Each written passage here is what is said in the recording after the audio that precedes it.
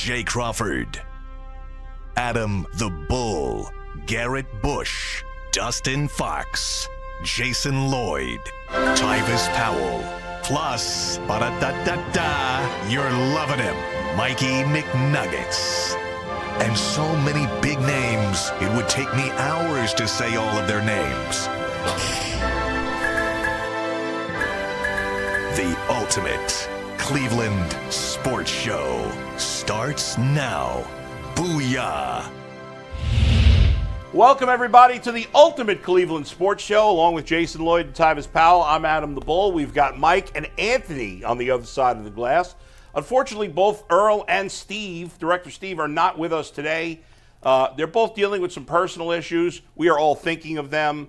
If you guys want to throw in a comment, obviously we're not going to talk about the details right now. But love them both. Love them both. Praying for them really a lot, and good things are happening. Yeah, so we're thinking of them, wishing the best for both of them, and they'll be back with us both, when they're back. So for now, we got plenty of sports and goofy things to talk about, guys. Yes. More drama as Myles Garrett hit every radio show on Radio Row, except for anything Cleveland-based. The Cavs win a game at the buzzer that they almost choked away in horrific fashion. Were you Plus, there? No, it's Detroit. It was in Detroit. Oh, yeah, that's right. Plus a guy that should be in the Major League Baseball Hall of Fame, and at some point might get in, I think, from one of these veterans committees or old-timers He committees. will. I think he will. I think eventually he will. I do. Kenny Lofton is going to be in studio with us.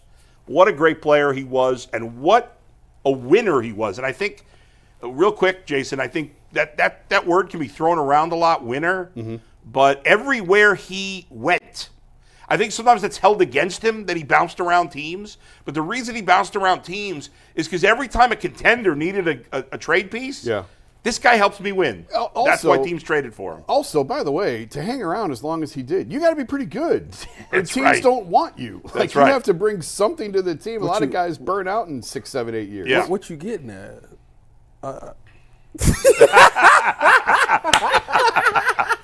It's okay, buddy. We love you. You're a really good media member. You could be here for 20 years, buddy, doing media. See how they do? See how they do? Listen, I'm grateful for my 4 years in the NFL because I was thinking about this today. Yeah. I am grateful for my 4 years in the NFL because it gives me credibility to come on this show and talk football. Right. And you got a pension. And people listen to it, and I got a pension. Hey, Yes. 4 weeks in the NFL is impressive, man. Yeah, It don't happen. All right.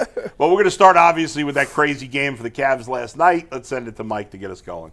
Yeah, we do got a lot to get to, and let's jump right into it, guys. Game Time is the best app on the market to get your tickets to any live event online, and they have a new feature called Game Time Picks that does all the hard work for you, curating the best deals so you don't have to waste time searching through endless ticket listings. The best part, you're covered with Game Time's lowest price guarantee. So if you find a better deal somewhere else, they'll refund 110% of the difference. Plus, your tickets are guaranteed to be delivered on time with easy cancellation options if something comes up. Take the guesswork out of buying tickets with Game Time. Download the Game Time app, create an account, and use promo code LOCKEDON for $20 off your first purchase. Once again, create an account, redeem code LOCKEDON for $20 off. Download Game Time today. Last-minute tickets, lowest prices guaranteed. If you missed the end of the Cleveland Cavaliers game last night, you missed a wild final 120 seconds. But let's take you inside the final 5 because Darius Garland, and take it full, hit a 31-foot buzzer beater at the final whistle. One of the 5 longest game-winning buzzer beaters in the last 5 years of the NBA. And the Cavs beat the Pistons 118-115 after blowing a double-digit lead in the fourth quarter. Here's a courtside view angle of DG's buzzer beater. We had a lot of people saying he wasn't clutch after he missed those free throws against the Houston Rockets a couple weeks back. He comes back and does this. Tyvis, that's your guy. Let's talk about DG. We back. The whole game, but let's start with the DG buzzer beater. An incredible shot from an all-star and a hell of a way to cap off Listen, man, a win. we back, man. Listen, the thing is, everybody was talking about it after he missed the 2 free throws. Oh, this guy's not clutch. Oh, this guy's relapsing to what he was last year. You heard all of those things. And me and only other person that I know that was in a positive light, Be careful. on this show is McNuggets and Donovan Mitchell. I heard him say that. Like, it's early. I'd rather him miss it now. Remember, I'd rather miss it now. The good news about this one is you go into a game, and Darius was not having, like, this unbelievable game. I mean, he had, like, 7 points going into, like, the third or fourth quarter, so he really wasn't doing, like, he scored a ton in the fourth. It finished with 25. And to do that without Donovan, Evan was killing it. He had like 30 in that game. But to see Darius, to see that when the game's on the line, gotta have it. This is really just an overtime thing, but we're going to let Darius shoot the last shot. First of all, it tells me that they have a lot of faith in Darius's ability. Because honestly, Evan with 30 points, you would think that'd be the guy. But obviously, you got to go full court down you got to go all the way down the court. So Darius was the best option, and I was just glad he was able to knock it down. Man, he is a really good jump shooter. You could tell that he really into it, and he's put the work in. He's deserved it. He's earned it. He's one of the clutchest players in the NBA right now. They were out of timeouts, so no chance to draw anything up. Had they had a timeout, you might be right. Maybe they go to Evan in that moment. Coming off an ATO, but without a timeout, it's just a fire drill. Yeah. It's just give it to Darius and get in rhythm, find a shot in rhythm. Pulled it with plenty of time left. They reviewed it, but it was good. But, man, to do that from the logo. Mike, do you have – I know we've talked about this a million times, his clutch numbers. I don't have the updated as of yesterday, but I did a Darius clutch thing from January 23rd after the Houston game when people were all mad. Yeah. I can tell you for a second fact. best in the league. I mean, it was ridiculous. No, that's why. Well, I'll give you the stat. This was as of January 23rd. I'll give you the updated ones that I know. But as of January 23rd, he had a plus 64 plus minus in the clutch. That was number one in the NBA by double digits. He had 58 total points, which has obviously gone up because he scored a bunch yesterday. At the time, on January 23rd, that was 9th. He had the number 2 field goal percentage in the clutch, 64.5. I saw a stat this morning that of any player who's taken at least 30 shots in clutch moments this year, his field goal percentage, number 1 in the NBA.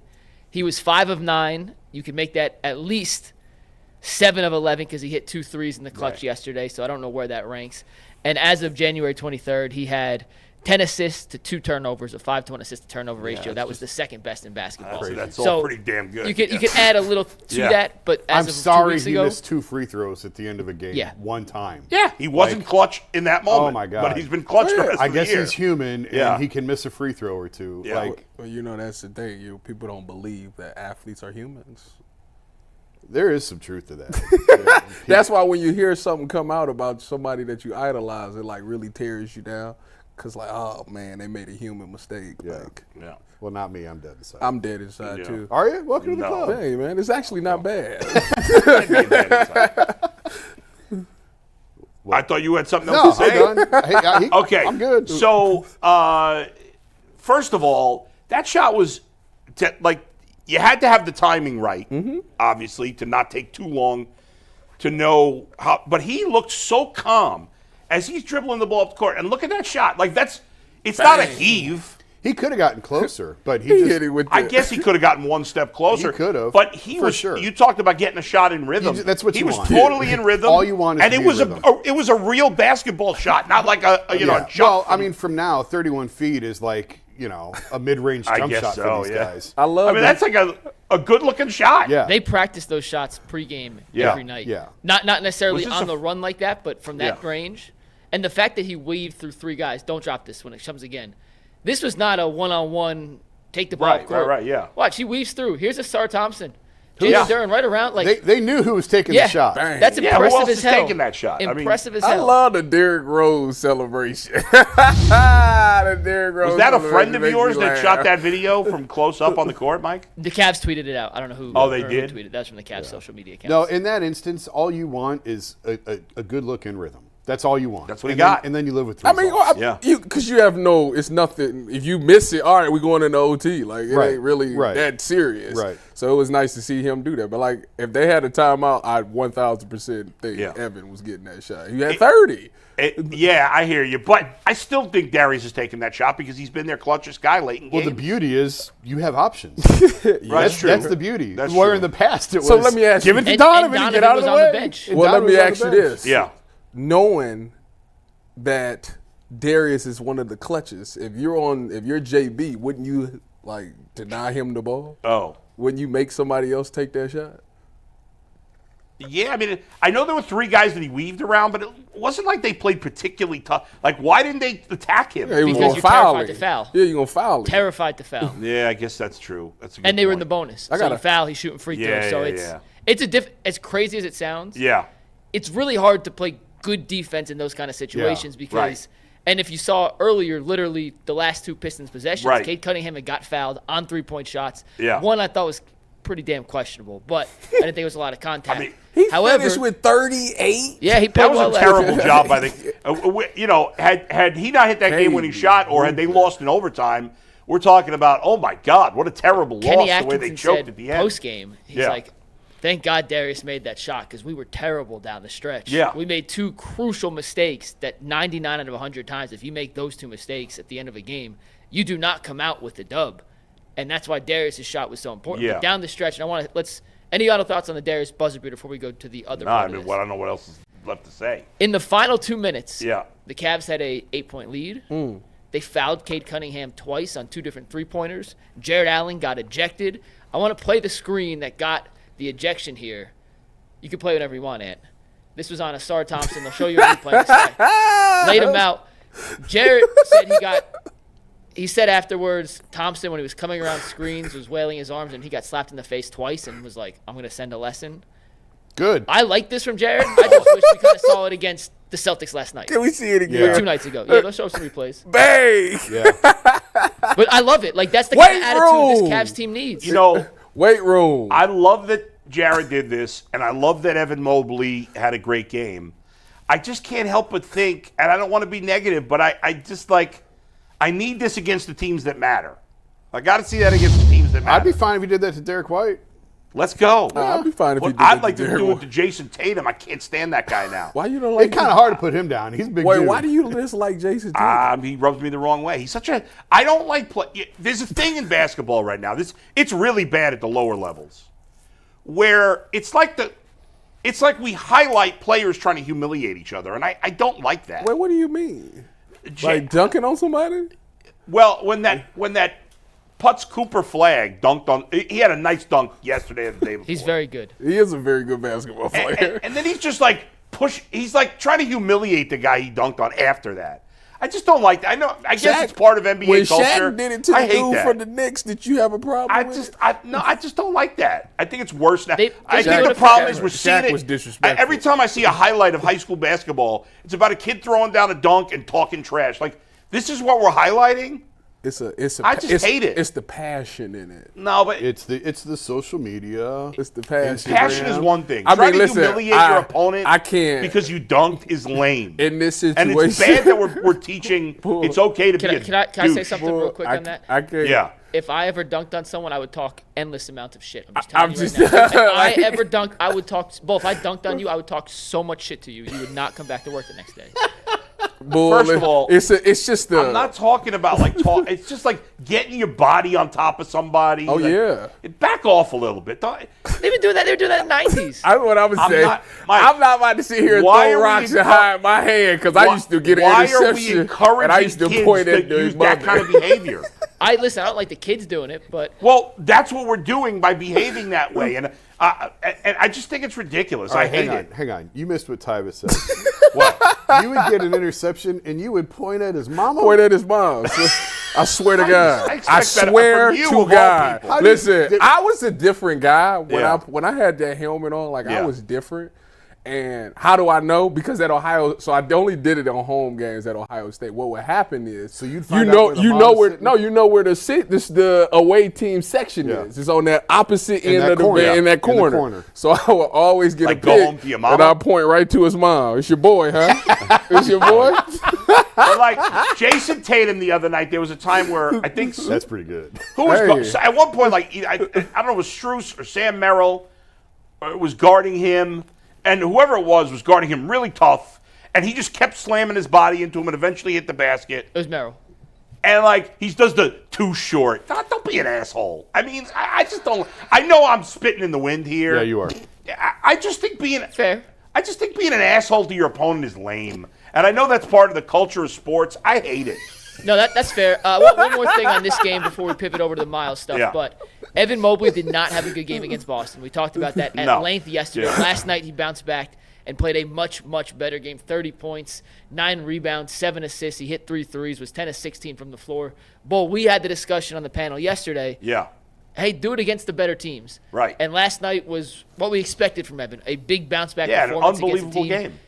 How do we get more consistency from Evan? I mean, I certainly don't know the answer to that. I'll just say that there's going to remain questions about Evan and really the Cavs in general. I'm about to say the entire heading team. into the playoffs. Guess what? A lot of dudes struggle against Kristaps Porzingis. He ain't the only one. But it doesn't. I said that on the show, and people looked at me like I was crazy. If he can't perform at that level It was a bad against game. those guys. I wrote that it was a bad night to have a Yeah. bad night. I still wonder if Don't his say staff that. is bothering him a little bit. Don't say that. Well, his calf wasn't bothering him yesterday. He looked great yesterday. Yeah. Don't, but don't I'm use just- that phrase. I love Evan. I don't mean to. I just my problem yesterday was not that he, or against the Celtics, was not that he had a bad game. Because you can have bad games. Who cares? Yeah. It was that he looked scared. In the second half of that game, he was hesitant. He had a terrible. I was, Yeah. but this is the thing though. Evan's weird because last year in the postseason, Evan and that Played great. That was just what I'm saying. So like and Porzingis wasn't there. true too. But I think that when you think about them, Evan and the Cavs in general, like I need to see them in a 7-game series first against a team that's physical because I think what we've seen like. With the Rockets, you know, they got physical. They lost that game. I think they played a game in between. Then they played them again and lost. Like, I want to see, like, if I got 2 days to get my body right, and I got to go back out there. I know how they coming. I know what they going to do to me. How am I going to be different this time? Like, what's the adjustments that's going to be made? Right. See, in these situations, it's hard to do that because we'll play Boston this night, but we'll play the Pistons. So now I got to focus on the Pistons, but then I got to try to get back That's to Boston. true. Like, when Yeah. it's just one team, that's why I was so upset when they lost to the Knicks, like, what was that, 3 years ago in the playoffs? Yeah. 4-1, yep. Because the Knicks went out there and they dogged them and bullied them around. That's right. And then talk crazy to them. So Yep. in my mind, I'm thinking as an athlete, you crazy if you think you about to do me like that and you think I'm about to go out here and let you do it again. And they let them do it again. Yeah, they did. So I need to see the growth. In my mind, when I think about the Cavs, that's just something that I just can't get out of my mind. Until they put something different on tape in the playoffs, then that's when I'll change my mind. But I told y'all when they lost to the Rockets, I was worried about them because the book is be physical on them. Yeah. No, you can't. That's true. That's what I'm You saying. can So get up in I them. need you to change the narrative. I don't know if we play the Rockets anymore. I don't know if we play the Grizzlies or all. 2 games They with got the the Grizzlies. Grizzlies twice. They're done with the Rockets and Thunder. They got 3 3 against more the with the Knicks. Knicks. Yeah. Okay, more see, with like the Knicks, one more with Boston. I need to see it. Like I need Yeah. to see y'all. I need to see that Evan Mobley go down there and dunk on somebody with the left hand. I need to see Jared Allen take a hard pitch screen on somebody like that. Like show me that you will fight back. Like that, you can't go into the playoffs and just have a book be physical with the Cavs and then you'll beat the Cavs. Like that can't, at some point you have to nip it in the bud. Yeah. If you don't Maybe nip that it in the starts bud, with what Jared did. Well, and hopefully, we've but seen I need to do it against somebody else other than the Pistons. Yeah. Right. We've seen that before out of him too. We've seen him show a little bit of fight and then it goes away. But Yeah. you know, it's part of the reason why Mike and I both said we'd like to see Valanciunas on this team, and then he wound up Yeah, he getting got traded traded. to the Kings. Why'd the Kings do that? I think there was a makeup to Sabonis, so we're just going to get all the Lithuanians on one team. I swear, I'm dead serious. I mean, they're not playing I'm for not- anything. What no, did no, it- I didn't I'm being understand serious. that. I think they're trying to recreate and make Sabonis happy by bringing in one of his best friends. All right. Well, it actually is not crazy, I guess. guess. But he's I got don't- he's got. I'm, another year I'm left on his genuinely deal. being serious. It makes no sense from a basketball Right. I didn't understand that trade. He can't play with Sabonis. Like, they're two Oh, by the way, I'm so Real rooting for who traded for Jimmy Butler? The Warriors. The Warriors. I want them to fail miserably. Jimmy Butler's a total clown. They got better, but I don't know how much better. I woke up and seen Brandon Ingram got traded to the Raptors. Finally. Yeah, we're going to do a Talk about trade. trading. years. We'll talk more about that later. Yeah. Real quick. Go real ahead. Yeah. One thing on Mobley. Yeah. That was his first time going against Porzingis because he missed the That's true. playoffs. Yeah. I think it'll be better next time around.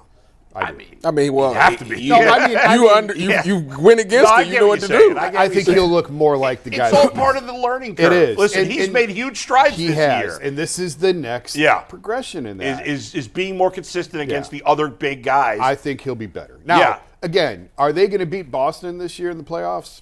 I don't know. Yeah. I think they are capable of doing it. Yeah. I wouldn't necessarily pick them to do it, but they're absolutely capable of doing it. But it may just be a situation where Boston is just this unbelievable animal still, and you just kind of have to wait them out. Like, that's just the reality of it. You just have to wait them out. No. And their depth is going to get severely hurt this summer because they are in the upper echelon of the second apron, and they can't contain and keep everyone who's on their depth which is right now. which is why another reason why trading LeVert for a player that has more than 1 year on his contract makes a lot of sense. It does. But one last thing. I think, when you get to this point, we're nitpicking on the team, right? A little bit. But that's a good place to be. It's not a negative thing. It's not we're hating the team. It's that we all know the Cavs are really good. They're one of the best teams in the NBA. I think we'd all agree, if they're playing their best, they could beat anybody, right? When they're playing their best, they can beat anybody. There's not that many teams in the NBA that could say that. Boston could say that. Oklahoma City could say that. The Cavs. I don't know, maybe the Knicks, maybe Houston. That's about it. I don't even know if those two teams. So the Cavs are one of very few teams that when they're playing their best can beat anybody, including in a series. But so we're looking at the little things that make us nervous that could eventually stop them in the postseason. Yeah. Absolutely. All right, guys, we're going to talk a little Cavs trade deadline coming up after we speak on the Myles Garrett press tour. But first, a quick word from FanDuel. Super Bowl 59, one game, two teams, endless possibilities, and there's no better way to make every play more exciting than with FanDuel Sportsbook. Whether you're predicting the first touchdown, who will take home the MVP trophy, or the coin toss, FanDuel makes it easy to place your bets and feel the thrill of every moment. With live betting all game long, you can jump into the action, adjust your bets, and ride the wave of excitement from kickoff to the final whistle. Plus, to make the Super Bowl even sweeter, new customers can score $200 when you make your first bet. Just place a $5 bet, and if you win, you'll get $200 in bonus bets. Download the app or head to FanDuel.com/UCSS to bet with FanDuel, an official partner of Super Bowl 59. Well, Myles Garrett requested a trade earlier this week and then doubled down on that at the Super Bowl on Wednesday. He went on every radio station, podcast, TV show known to man on Radio Row and essentially said, my vision of the future and the Browns' vision of the future do not align. Guys, what'd you make of A, Myles Garrett doing the entire press gauntlet, and B, is there any coming back from this now that he made all his thoughts as public as he did yesterday? I'm glad you said that because I've heard a lot of people, a lot of media members and people say, you can't come back from this. That's no offense to you, Mike. Is the dumbest thing I've ever heard in my life. What do you mean you can't come back? I just asked the question. Yeah, you asked it. That's true. You weren't saying it was the case. I saw my man Daryl Ryder. You can't. The bridge has been burned. You can't come back. Yes, you can. Yeah. If the Browns decide we're not trading him, he has no recourse. His only recourse, if the Browns decide that, is to sit out. What are the odds that Myles Garrett's going to sit out? He can sit out. How'd that work for Le'Veon Bell? I think he'd sit out for maybe a couple of weeks. And then he'd be You think he would? And then he'd be like, you know what? I missed the game of football. I do. Outside of the fact that I am at a disagreement with management, this happens a lot. Yeah. I hate the people upstairs, but I love the people in the locker room. So I don't want to like affect them because I care about them. So like, right. I think eventually he'll end up playing because of the camaraderie of the team. But you like, man, I don't really want to help the people upstairs either. So I think ultimately, the love for his teammates will help him. I think he would miss like 2 or 3 games though to try to prove a point. You think so, Jason? You think he'd sit out? If the Browns said, hey, we're not trading you. That's it. I think. Because it's complicated to trade him. I'm sorry. I just kind of spit on you a little bit. No, that's fine. Yeah. I mean, you threw a lot at me. I don't know where to start with that. Yeah. I think Myles is following the advice of people guiding him. LeBron James. No. This is LeBron. Don't blame LeBron for this. And we're going to talk about the LeBron aspect later in the show. All So right. save your thoughts on the LeBron for a little later. Myles did not sit down and think, I'm going to craft this letter. I'm going to drop at 11 a.m. morning of Super Bowl week, and I'm going to do a media tour. He didn't come up with that. Like, he's being directed to do that, which is fine. Like, this is the approach they're going to take. They can do that. But this idea that he can't come back from that. 2 examples. Yeah. Kobe went on Stephen A. Smith and said, I will never play another game for the Los Angeles Yes, Lakers. he did. Now there's a statue of him outside that building. That's right. And he never played a game for anyone outside of that. That's right. Go back and look at Michael Strahan. Look what Michael Strahan did with the Giants. And he accused the Giants of not trying to be competitive, of basically sabotaging contract negotiations, said demanding a trade, he'll never play another game for the Giants. Michael Strahan only played for the Giants. Of course you can come back from That's this. right. Myles is making his position known. He's allowed to do that. It's within his right. And they're going on the attack here. They're going on the offensive. I would trade him, but I wouldn't trade him because he's asking for a trade. Right. I would trade him because I think it's within the best interest of the franchise. And that's the tricky part for me is I just said a week before this demand the Browns should trade him. Yeah. And I feel like they should. But part of me is like, don't let him push you around. No, you can't do that. You can't worry about that. But you have to operate within. Because I'll go back to. He's lost some fan support by doing this Radio Row stuff. He can't that worry about doesn't that. matter. He can't worry about but that. He has. Yeah. Why would he care? Never mind. I told you. I love it. I love the honesty. I think he was very honest with his comments. But let me just to say, even though there was part of me is like, if I were the Browns, I'd be like, screw him. Yeah. But in the end, I do think it's better for the team to trade him. You- but it's hard to do because of the cap. It's easier to do if you do it after June. Right, but then he gets that bonus. Fine. But you need to focus on 26 picks anyway, not 25 picks. Like, trade him for picks in 2026. This is the problem is everybody – to the fans, it's like, all right, if we trade Myles, then we need something like to be competitive. The problem is you got to just understand that the Browns are just not going to be that competitive in the next few years. It's just what it is. Like at some point, you're going to be, and it's not just the Myles being traded thing. It's the fact that the contract with the quarterback and the fact that you missed on the development of the younger guys led you to this point to where you're gonna have to be bad for a couple of years. It's just like the 0-16 and 1-15 season. Like you have to sacrifice. Because, like I said, that dome open in 29, 28, we better be in the playoffs. So nobody wants to hear I about know waiting they for don't the want dome. to hear that. But that's I the reality. understand, but That's that's the what reality. it is. The reality is when they get a quarterback, that's when they'll turn it around. But okay. When that happens, I don't know. Even if you go get a rookie, even if you go get Kirk Cousins, Justin Fields, I don't all want of any that, of those guys. It's not very seldom. Everybody looks at the last couple of years with CJ and with Jaden Daniels and all those quarterbacks from last year.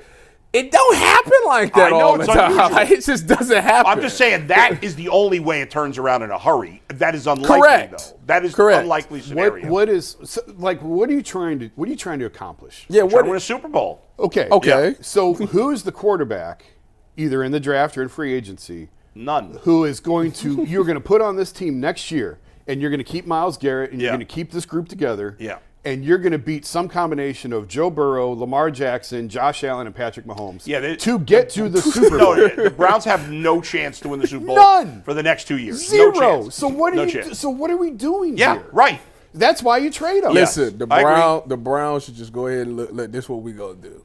This is what we gonna do. All right, check this. We're going to end up trading Myles Garrett, all right? We're going to get some picks in the future and all those things. But over the next couple of years, we're going back to the Kevin Stefanski thing anyway. So we just need us a serviceable quarterback. But we're going to be running the ball a lot. So we need to make sure we get that line fixed, make sure we better get a running back. That's what I was Here's the problem. We're gonna take this year, not in the first round, not no Ashton Genty or anything like that. There's plenty of running backs in this draft. It's like 10 of them off the top of the head that you can pick that will be good NFL players. So at some point in this draft, you go get you a running back, you pair him up with Jerome Ford, Nick Chubb, and all those things. I would bring Nick Chubb back for another year, have that little trio of running backs right there with the rookie probably by the end of the year taking over the Rams. And we're gonna be we're gonna run our zone, we're gonna run our over routes with Judy and David Njoku, and we just what we gonna do. And we got to play some really good defense. Let me just say this, because we've sidebarred off the Myles Garrett thing and I want to get back to it in a second, but just wanted to get your guys' thoughts because I brought this up yesterday. The one tricky thing here is that Andrew Berry and Kevin Stefanski, their jobs are probably on the line this year. Right? That's what we think. That's what we think. I don't know. Nobody knows that. Right. Okay. But what I'm saying is, I said yesterday, if I'm Jimmy Haslam, what I would do is I'd fire Andrew Berry immediately. Because I don't trust. Do you guys trust him to get it right in the draft the next 2 years? I'm conflicted on that because they've had no number 1 picks. Well, they had 2, and he drafted Jed Wills and Greg Newsome. And they weren't busts. They weren't knock it out of the park. They're subpar starters. That's what they are, in my opinion. Well, G New is a but starter. And I've said this before, the longer you're at a job, the better you should get at it. Well, you not should learn everybody. from your mistake. But you should. You should learn from your mistakes. I mean, listen, certainly there's a case to fire Andrew Berry. 1,000,000%. Yeah. Again, I've said it before, I think Berry was in on first on Deshaun. I think Haslam is the one that wanted to guarantee the whole thing. I don't think Andrew. Well, that's the only thing that makes sense. That's why he hasn't been fired. So if Jimmy's telling him, this is on me, guys. Yeah. Like, all right, we're going to get out of this together. Right. Like, no matter what it takes, we're going to get out of this together. I could see why he would keep him. If they do, okay, whether they fire Andrew Berry or not, like I said, I would fire him and I would talk to Kevin, whatever. Let's say he decides to keep them both, which it seems like he has. Okay. I would think that Myles Garrett, using Andrew Berry's words in his face, might be the final humiliation, kind of like the Three Stooges with Joe Banner that would get him fired, but okay. If that's not the case, if he's not going to fire them, Jimmy Haslam needs to make it abundantly clear to Kevin Stefanski and Andrew Berry, your jobs are safe. We need to make decisions in this draft that are better for the long-term health of this franchise and not for winning this year. You know what else Jimmy should? I'm sorry, I didn't mean to cut you off. No, that's fine. Jimmy should also make clear to them, I'm going to gag myself and handcuff myself. Yes. Throw me in the attic. Yes. And I'll come out in January. And take his hillbilly brother-in-law with him, son-in-law. You can't say that. Well, he's not a hillbilly? You stop. They put themselves in a situation like the Rams did when they traded all in. But obviously for the Rams, it worked for them. But they were close. But what I'm saying is, you thought that after that happened, they would have that 1 year. You thought that they would have to make some tough decisions. You know, they wouldn't be able to continue this success. But the reason that they are is because they ended up finding Puka and Kyron Williams. They hit on their first round pick. Well, unlike the Browns. That's my point. Yeah. Like, so at some point, that's where it is. Like, you're at the point now where the draft, you have to get these guys. You did the throw money at the situation. You did the mortgage your future to try to get the proven star now, and it didn't work. Now you got to go back to the old school way of making sure that you do your due diligence on your draft and make sure that you're drafting guys that can come in and fit your system and be productive. Yeah, I'm just saying Berry's done a bad job with the draft so far. Yes, he has not had 3 first-round picks the last few years, but there's nothing standout in what he's done. JOK is the only standout player, and we don't know if he's ever going to play again. So let's get back to Myles Garrett specifically. Do you think he did the right thing? Doing all this media yesterday? I think ultimately everybody, if you're a Browns fan and you hate Myles Garrett for requesting a trade and all those things, to be honest with you, I love the fact that he's finally being public and putting pressure. Like, you know that they're trying to do something to at least make this team better. Like, they can't sell us on the, oh, yeah, we're going to trust our processes and all those things. No. We ain't got time for that. Like, what you going to do with this right here? Like, we need answers on this. And I think Myles want to know. And Myles really, you could tell he cared about everybody else because he took it upon himself. Denzel couldn't go do that, or Deshaun don't got the clout. Judy don't got the clout to do that. He the only person on the Browns team in that locker room that has the clout to go up there and say, show me what we about to do. Show me the plan. And obviously the plan ain't good to him, so he requested a trade. So sending it back to the locker room, the rest of the players is probably like, oh, it must have not been good if Myles is asking for a trade. Well, that's not bad. That's not good for the team. Okay, but not good for the fans. But now it's like, all right, now they got to go back and, well, we need to go reassess some stuff then. We need to go figure out some stuff. Like, I think it's making them think about what they got to do because obviously what they thought that they was coming up with ain't good enough for certain players. But what could they have possibly said that he would have liked? I don't know, but you obviously whatever they said wasn't good enough. So they probably it at least puts the thoughts in their head like we might need to go rethink this again. Yeah. To that question, Belle, I was thinking, what could the Browns have told him that he would have been like, okay? The only answer I could think of, there's nothing you could say, was that Matthew Stafford wants to come to Cleveland.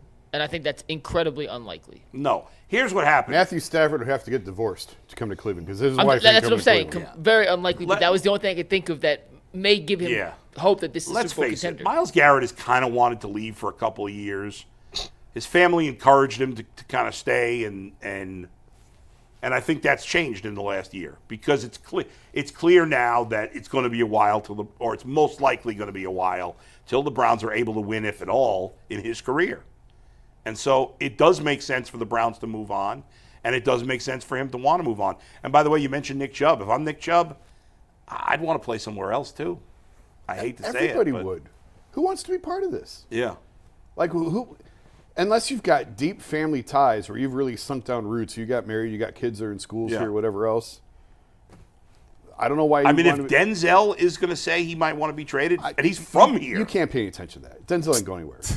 No, I know that. You can say whatever you want. He doesn't have the cachet. I said that the other day. And by the way, I don't think he's got a lot of trade value because of the concussions. No, Who's he going to doesn't trade have for trade him? value. No. He's one hit away from retirement. Yeah. So sorry, Denzel, you're stuck. Like you ain't going anywhere. Yeah. All right, Mike. What do you got? No, let me ask you, and we'll do a little more of the Denzel stuff. Good. I like Denzel. I do too. In terms of Myles, boy, I put in the chat. Did Myles' Radio Row press tour piss you off as a Browns fan? Not at all. What do you think? What do you think the response was from the chat? We have over 600 votes. Not at all. I think it was over 50% because the tone changed. Nope. Because 2 days ago, when I was talking about it on Twitter, everybody was mad at the Browns.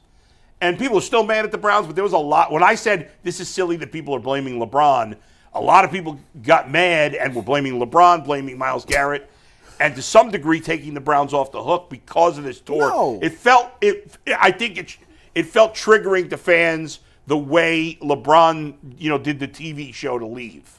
And it felt like that to some degree. So I bet you more than 50% were mad at him. I bet you they didn't because all Myles did was voice the same concerns that the fans had. So they probably was like, yeah, that's what I'm glad somebody else said it. What was it, Mike?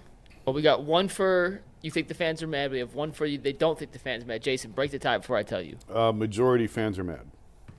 According to the YouTube chat, which has been up for 13 minutes now, over 600 votes, 41% said yes, they were pissed off at the radio tour, and 59, it's actually up to 60 now. They understand. Said no, they were not. They get it. And right, but if it was not for the radio tour, and you said, "Are you pissed at Myles Garrett for wanting to be traded?" I bet you would have been 10% would have been pissed. That's probably fair. I feel the radio tour made it worse for his PR with fans. That doesn't really matter, it did. I do feel like the public sentiment did kind of just switch in terms of who they looked at as the villain in this instance. And I do think some, not all, and the chat poll shows that even maybe a majority are not in this category, but some people felt like Myles kind of dragged the organization through the mud. And from an organizational standpoint, it felt like some of the public sentiment was, we've done everything we can to make you happy, Myles. I know we haven't had the success on the field, but it wasn't for a lack of trying. We didn't like how you kind of flirted with other teams openly in front of our face. Yeah. I will say this. All of a sudden, I got about 8 tweets from people saying that Myles Garrett got Baker Mayfield forced out of town. That's not true. There's no truth to that at all. That's ridiculous. Now, yes, Myles was pissed when Baker spoke after the helmet incident. Myles was pissed at the time. Yeah. But Myles didn't get Baker forced out of town. That's ridiculous. And I saw a number of people tweeting that, and I was like, where is this coming from? By the way, the defensive end doesn't get the quarterback forced out of town. The quarterback gets the defensive end forced out of town. That didn't happen. That's ridiculous. Now, they were not close. Myles and Baker did not have a relationship But at all. Myles didn't get him forced out of town. That's stupid. If Baker would have picked up the phone Baker got himself forced out of town. One of the 17 times that Kevin or Jimmy tried calling him. Yeah. I mean, there's 100 different ways that could end differently. Yeah. But that had nothing to do with it. That was just ridiculous. But one thing about the fans. Yeah. Like, everyone's getting mad at me for saying this. Players and teams don't care about the fans. I said that a while ago. They don't. Unless teams, you don't think any players care about the fans at all? Very, very few. They care more about my teammate and coaches. Yes. Sure, of course. Fans. But unless it rises to the level of the Deshaun thing, which is a whole separate category for a bunch of different reasons. Teams can't worry about the fans. Players don't worry about fan reaction. No, of course not. It's they use the fans as a meat shield when it becomes convenient to their cause. That's right. But for the most part, they don't care. No. When you say you don't care, they don't care. Obviously, the fans are never the first priority. No. But I think I would bet a lot of players, if you said, I love that the fans cheer for me and all that stuff, right? Like you care on at least some percentage. You care. The owners don't care about the fans at all. Zero. In a lot of regard, you can't. Yeah. I mean, I've talked to numerous GMs across different sports who say if you worry about the fans, if you think like the fans, you're going to be sitting with them. If you're a GM and you care about the fans, you're a bad GM. You think the Mavericks Yes. cared about the of course fans not. when they traded Luka? No. Can I tell you guys a tweet I got the other day? Clearly, yeah. Myles requested the trade on Monday. Yeah. I got 2 tweets. One from, I'm not going to mention his name, but we've had a bunch of back and forth. I don't know this person in real life, but we've become friendly on Twitter at least. And he tweeted at me and Earl and said, I love UCSS, but I can no longer watch. Your guys' negative tone towards the Browns is the reason Myles wants out. And on the one hand, I was so honored that this person thought we, as a collective show, had enough of a voice to sway the opinion of the front office and/or a player. I was honored. Like that's the biggest compliment we could get. I also did not know how to tell him that maybe the silliest comment I've ever heard in my entire life. Oh, I've been blamed for running Baker out of town for years. You were one of the ones that ran him out of town. Me too. You ran him out of town. Look at you Baker haters. Yes, that's fair. But I'm with Jay Crawford. Yeah. Go Bake. go Bake. Would Jay trade the number 2 pick in the draft for Baker Mayfield? Yeah. 100% he would. Yes. Yes, he would. I don't even know why you asked that. Yes. He'll say that Baker is a proven quarterback. He's cleaned up his act. He has gotten to the playoffs. He threw for dang near 5,000 yards this past season. Yeah, he had a heck of a season. Yeah, so why would you? What guy in the draft is you going to get better than that? That's what Jay is saying. You're not going to get a quarterback better than most likely That's not. the point. I don't know. I shouldn't say that. And Jay would say, well, what does this team need the most right now? Quarterback. All right, then. Yeah, but Baker to me is a quarterback that can't overcome lack of talent. There's only 4 quarterbacks that can to some degree. Josh Allen, Patrick Mahomes, Burrow and Lamar. That's it. Well, Burrow's never really had lack of talent. That's fair. Well, I mean, Lamar Jamar Chase has. and Higgins have missed a number of games here and there. But they've offset. It ain't been out at the same time. It's fair. That's fair. Yeah. That's fair. Nick, do you think Nick Chubb might sign with another team? Like, do you think Nick? I mean, he's. Yeah. Yeah. I mean, he ain't going to get much. No, I said he ain't gonna get much. I mean, if you're another team that needs like a number 2, like if you're number 1 back, I was going to use the Bengals as an example, but people are going to get mad, but I'll do it anyway. The Bengals lead running back, really good player. Use the Cowboys. They have Rico Dowdle and nobody. Okay, right? Go. Like I'll help you out here, bro. Myles, thank you. Nick Chubb is a perfect number 2, like between the tackles. He'd be back. a number 1. What are you talking about in Dallas? Well, Rico Dowdle was really good the second half of last year. I understand that, but but you can't go into the season expecting Nick Chubb to be your number 1. I He could agree. end up being, but you can't have that. That's the mistake we made last year. So what's that? That's the mistake we made last year. And but Nick Chubb could end up being on a cheap contract. Could end up if he bounces back. He should go to the Chiefs. Being a huge. Oh God, that'd be terrible. Go ahead. We're going to talk a little bit about the NBA trade deadline. We are 3 hours and 18 minutes away. Before we do that, if you haven't seen G. Bush's Ultimate Brown Show from Tuesday, it is one of our highest viewed videos of 2025 so far. He is a confidential source that tells all on the Myles Garrett situation, so make sure you tune in and check out G. Bush's Tell All on the Myles Garrett trade request. He dove into that on Tuesday. It is on our YouTube page. Make sure you check it out. Guys, earlier this morning, Chris Mannix, who works for SI, tweeted out that the Cavs and the Hawks are engaging in serious conversations. Take whatever you want, and the Cavs are emerging as the front runner for the 6'8 swingman. We talked about DeAndre Hunter a little bit yesterday, how he compares to Cam Johnson. Jason, you were not on the show yesterday, so I want to start with this for you. Is DeAndre Hunter the guy you would be most targeting? And if he is the eventual outcome for the Cavs at the deadline, is that a small upgrade, a big upgrade? How do you look at that potential move? I don't know that he would be the number 1 guy that I would target. But, I mean, if they could pull it off, it would certainly help. There was smoke around DeAndre Hunter and the Cavs going all the way back to the draft. They really liked him in the draft. And Atlanta traded up. They did, to the number 4 pick to with take him New one Orleans. before Darius. It was funny. I don't know if I should say or not. Because I was sort of checking around the league. And Griff actually texted and said, well, they're not getting DeAndre because I'm trading the pick to Atlanta for – so they traded with New Orleans. Funny. So and sure enough, 2 hours later, Atlanta moved up to 1 spot ahead of him, and that's how Darius wound up here. So they've liked him going back since the draft. And the fact he's under contract for the next couple of years is good, particularly with where they're headed. Yeah. I don't know if they've got the pieces to pull it off. If they do, go for it. And then we'll see, after the dust settles after 3 o'clock today, where they land with the tax and whether or not they're going to be a tax-paying team or not. I would imagine if they make this move, they will be a tax-paying team. I guess there's a combination that could maybe shave a couple million off where they land him and get under the tax, maybe. I haven't looked that deeply into it. But I would imagine if they make this move, they're probably a tax-paying team. And it's just that means that they've got the next 3 years to really go all in and to really go for it before they have hard decisions to make. Is it true? I seen Ben Axelrod? Mm-hmm. I seen him tweet that the Cavs in 22 years have had 3 small forwards on their roster. He's making a joke. Is that true? Come on, he's making a joke. Stop it, Tyvis. What? I didn't see the tweet. I don't even get it. He was saying that they had LeBron, Luol Deng, and Jamario Moon. And I'm like, dang, we ain't got that many small forwards. It made me think, who else was a small forward for this team? Alonzo G. He was good. He was a decent player. Jetty Osman, Lamar Stevens. Look at you. I liked Alonzo G. Nice Alonzo dude. G. He was a hard worker. Yeah, I liked him too. I forgot about him. Those were the ugly years with Alonzo G. I covered all of them.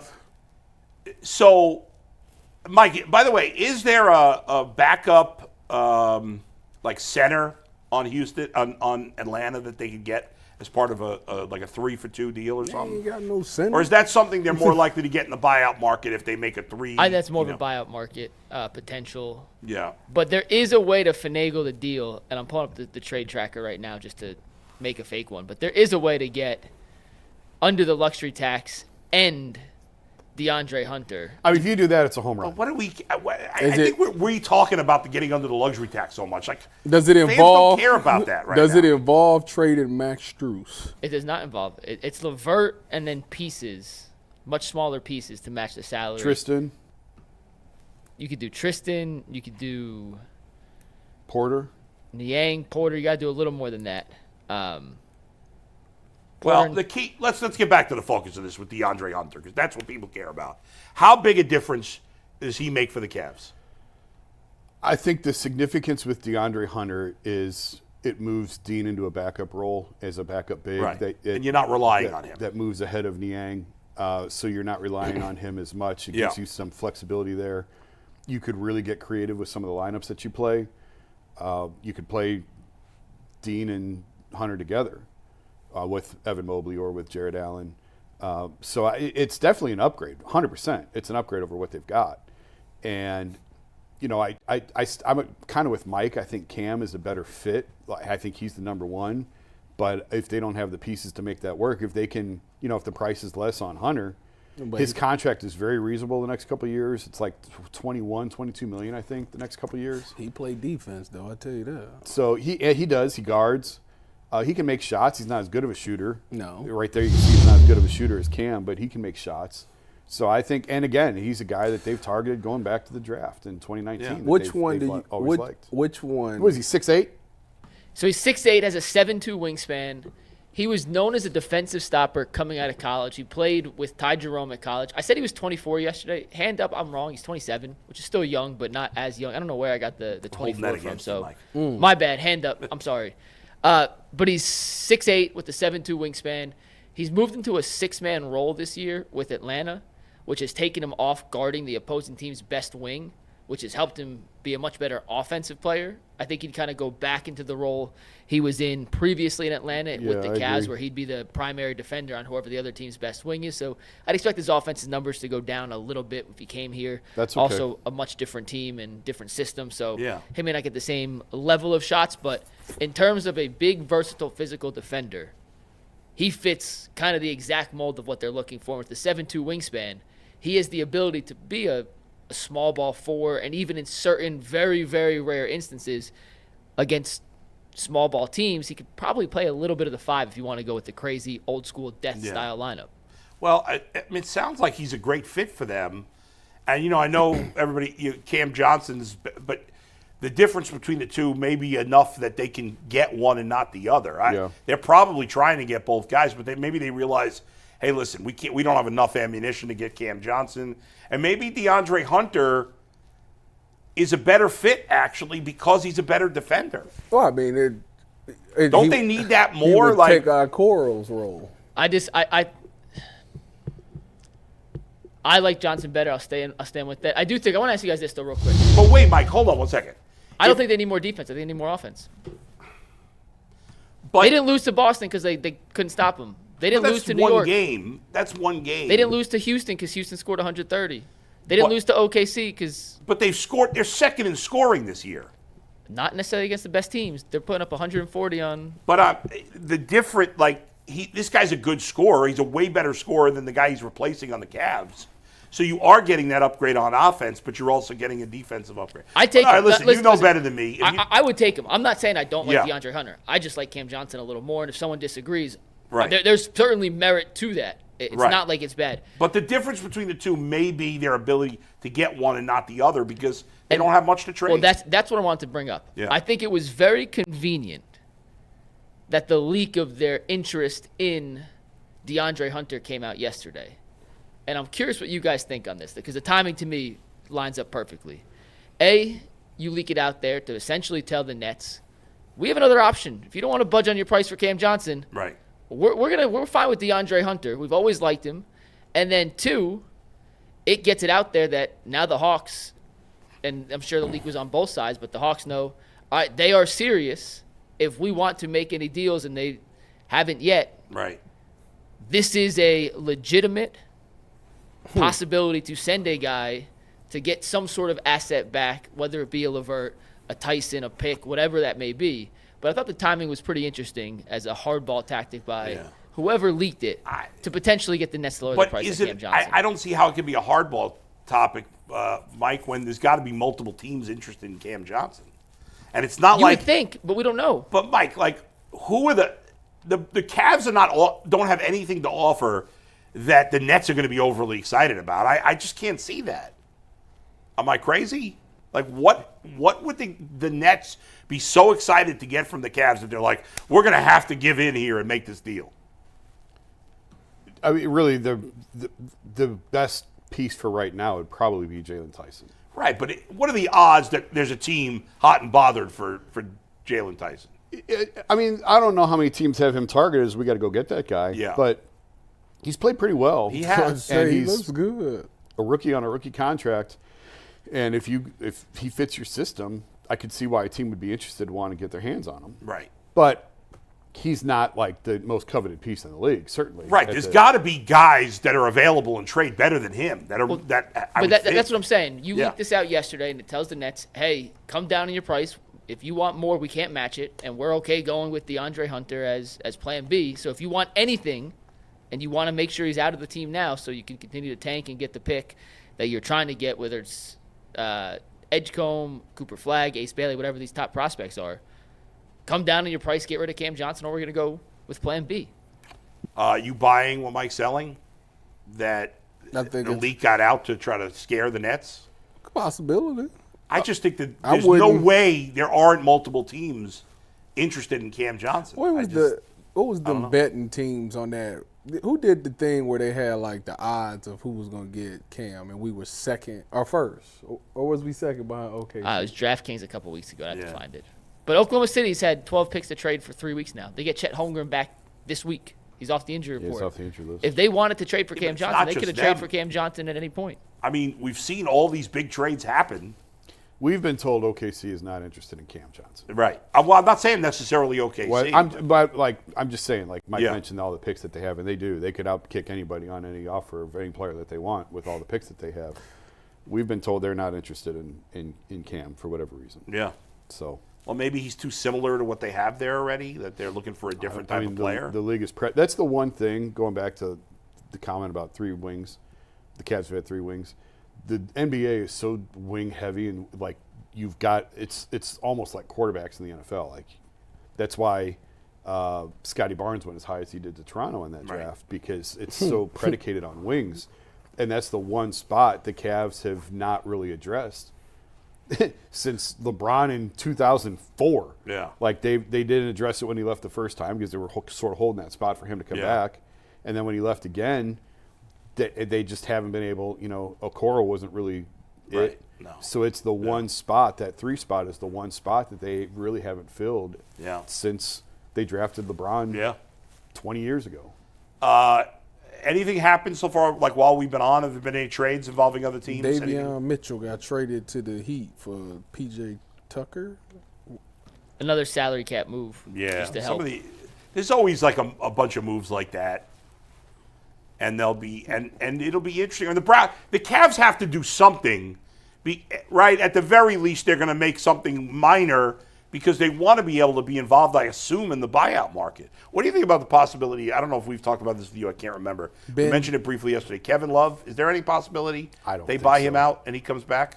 I don't know I don't think that I think they could do better. Kevin's at the end. He doesn't have much left. Right. But I'm saying, if it comes down to the buyout market and you want to bring in one more guy. Ben Simmons. I would take Ben over Kevin. Yeah. I would for sure take Ben How over do you Kevin. play with Ben Simmons when he is a complete zero on offense? Facilitator. You make him, to me, Yeah. you take him out of any sort. I'd make him a backup big. And I'd tell him, defend, pass, and dunk. Rebound and dunk. Yeah. And you're the screener, you're roll to the rim. Like, you limit his role. Right. You don't ask him to do a bunch of different things. Yeah. You almost make him like a backup center, like a Jared Allen. He is a 5. That's what he'd play. Or he could be the 4 alongside How tall Mobley. is he? 6'10". 6'10". It's crazy. So if you really, and he would come here with no expectations. Does he still play defense at a decent level? Yeah. When he wants. No pressure, no expectations. I might say he ain't got no expectations and no pressure. I just think I think it'd be worth a flyer. Yeah, I mean, what's the harm? You could always cut him. Is the Nets buying him out? There's a good chance. Yeah. It's a good Go chance. ahead, Let me ask you guys this, though. With He going to go to the Lakers. 3 hours and 4 minutes till the deadline. We know Yeah. the report. The Cavs are reportedly the front runner. If you had to put money on it now, 3 hours in advance, to the Cavs, A, land Hunter, B, do nothing, or C, maneuver the cap some way to get under the luxury tax C. by dumping off 2 contracts at the space Or of minor 75 trade. guys. I would. C. I'm saying A.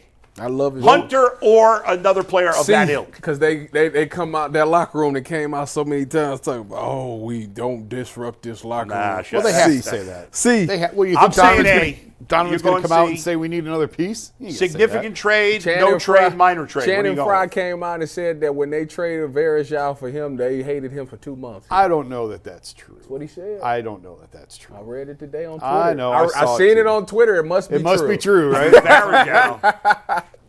I would like to see them make a move for Hunter or Cam. I tend to think C. that they don't have enough even to get him, but I could be wrong. So you going with C? I'll go with C. Thank you. But Minor trade? minor trade, a minor move, and then active in the buyout market. But hey, if they can pull something off for Hunter, that'd be great. I can't see them doing absolutely nothing today. I don't think that they. That will doesn't do, make any I don't think sense. that they will do nothing. Because then you don't even have any options in the buyout market. Yeah, I don't think that they do nothing. We got Kenny Lofton. Kenny Lofton's here. Yeah, let me. I'm gonna help Kenny get mic'd up, and we'll bring him out in 1 sec. But Belle, tell us about the Ultimate Guardian show here while we get Kenny all set up. So the Ultimate Guardian show is back again for 2025. Zach Meisel and myself. Right now we're doing shows once a month. The next show will be later in February, and then starting in March, we'll be back to every week, and then potentially, as we did last year with the Ultimate Guardian show, 2 times per week. Zach and I, check it out. Obviously, I'll put on social media when we next will be doing our Ultimate Guardian show. It's been a very quiet off season for the Guardians. Yep. And You say it like you shocked. no, I'm not shocked it's been a quiet off season for the Guardians because that's what they've done. Do you have a young guy or a guy that we haven't that's not a big name that you're looking towards this year? I'll tell you about that later. Here he is, one of the all-time Cleveland Indian greats, Legend. Kenny Lofton, who should be in the Hall of Fame, and I hope he will get in the Hall of Fame at some point. Kenny, how you doing? Thank you for joining us. I'm good. I can't complain, man. It's all good. Just hanging out in cold Cleveland. Coming in from LA with us, but it's cool. You got to embrace it, man. Yeah. You know, it was an ice storm.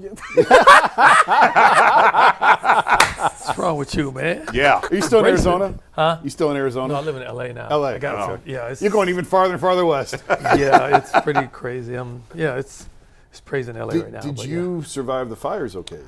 Yes, I did. Yeah, but it's funny you said that. I'm not just trying to segue at what I'm trying to do, but yeah, I survived it, but some people didn't. Yeah. You have the Pacific Palisades, and then you have the Altadena fires and the Eden fires, and that's something I'm trying to do right now. I'm working on a project that's trying to help the low-income people in Altadena.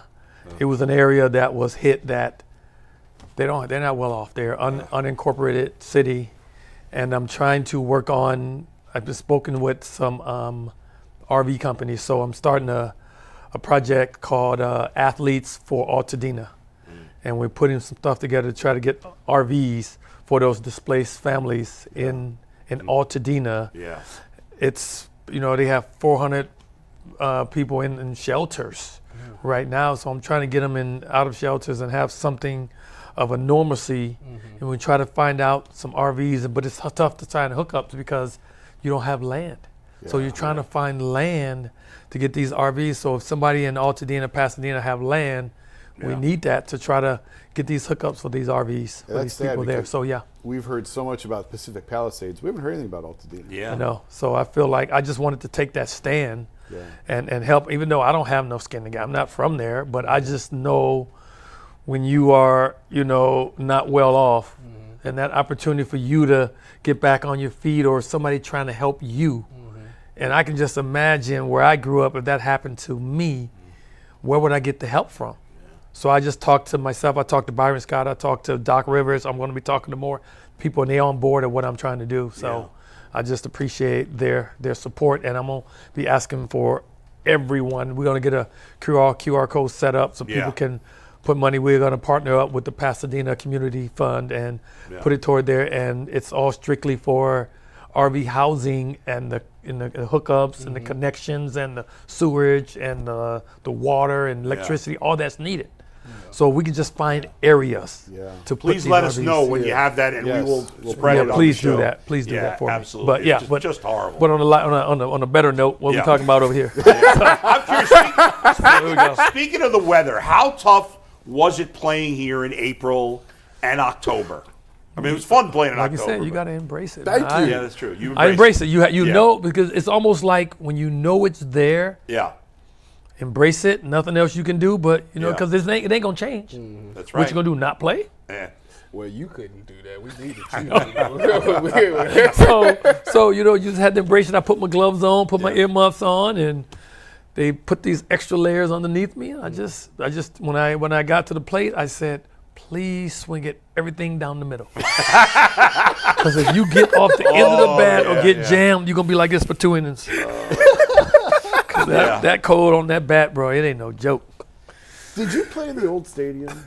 What? I'm trying to remember when you got 2 here. years. 2 years. I've heard horror stories about that place. The locker room was no joke. It was not fun. But at that point, you're in the big leagues. Even though there was a tripped out big leagues, in the old stadium, but you considered the big leagues. Yeah. Let me ask you about some of the moves that the Guardians made. I know they were the Indians when you played Guardians. Now, when you trade a guy like Jimenez a platinum glove, like how does that affect the other guys that's in the locker room? To be honest, because that happened to me, you got traded and you get confused because you don't know the direction they're going, what they're trying to do, and I think sometimes it needs to be more communication with the players and the front office about when you're making these kind of moves. You gotta talk to people, and it happened to us in '95 to '96.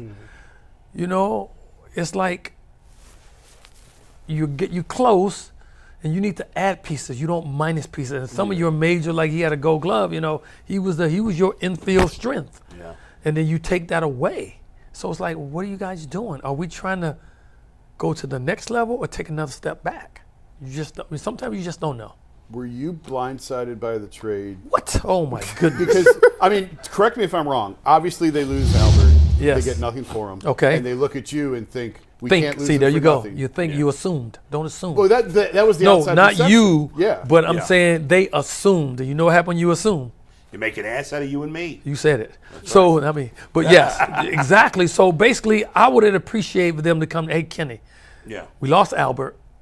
The situation, we don't want to lose you. What can we do? Can we figure something out together? And they never to did make that? you? What? I came, you know what? This is sad, bless his heart. Rest in peace, Davey Nelson. Yeah. So, me and Davey Nelson was like this. Yeah. We was, all of a sudden come to the clubhouse and he always in good spirits or whatever. And I saw him in the clubhouse, he said, son, come here. I'm like, what? They want to see you in the office.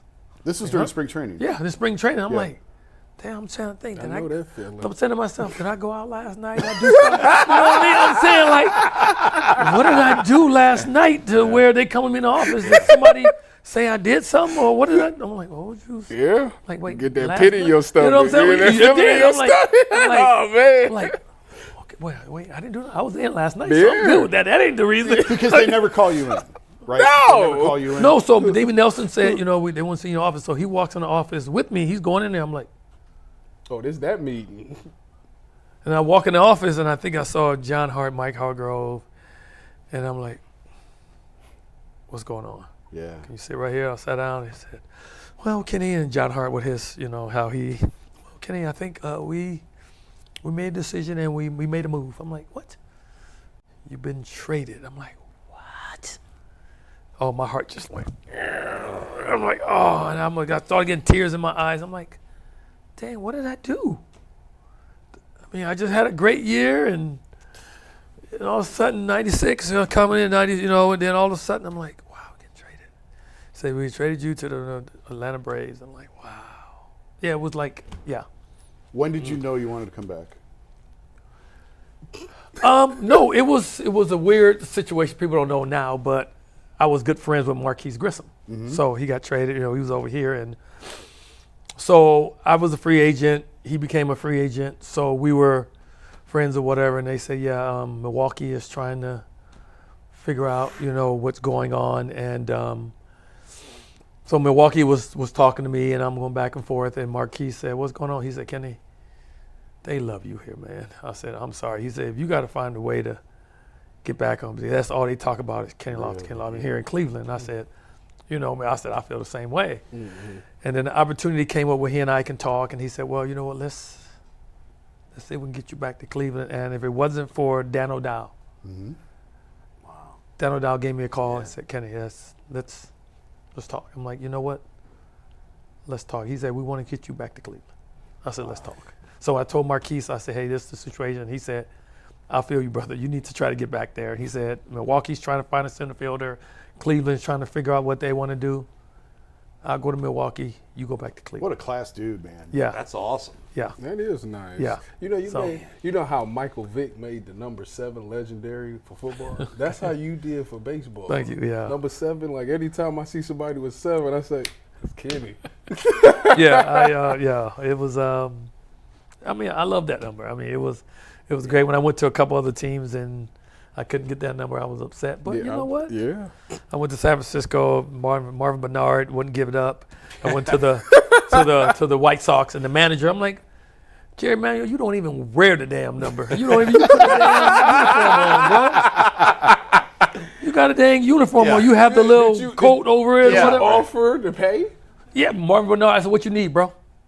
I ain't giving it up. I'm like, manager, you're the manager. Yeah. We don't even see your number. And the manager wouldn't give it up. Dang. That's crazy. Yeah. They should have fired him just for that. But he knew something was going on. That's why, because I ended up being traded. Yeah. So he probably already knew I wasn't gonna be there long. Yeah, well. Kenny, when I think of you, the number one thing I think of is winner. And Yeah. sometimes when players are traded a lot in their career, people take that negatively. I never thought of that way for you. The reason I think you got traded so many times is because every team was like, we need a player that's going to help us put it over the top. Get Kenny Lofton. And I remember as a kid, and fans sometimes get upset with me, even though I've been here now 13 years, but I grew up a Cubs fan. And when the Cubs when the Cubs got you, I was like, you helped them win. Yeah. You were such a difference maker on that team. I felt the same way because, again, what I did on the field was very unique. Yeah. It wasn't like people don't understand. Guys don't like to be a leadoff hitter. guys don't like to, because you're a leader up here, you got to take pictures, you got to do certain things to help the guys behind you. And that's what people don't get. I played a role. And my role basically is to take care of those guys behind me. So I didn't get no credit. And to this day, I'm still not getting credit. Yeah.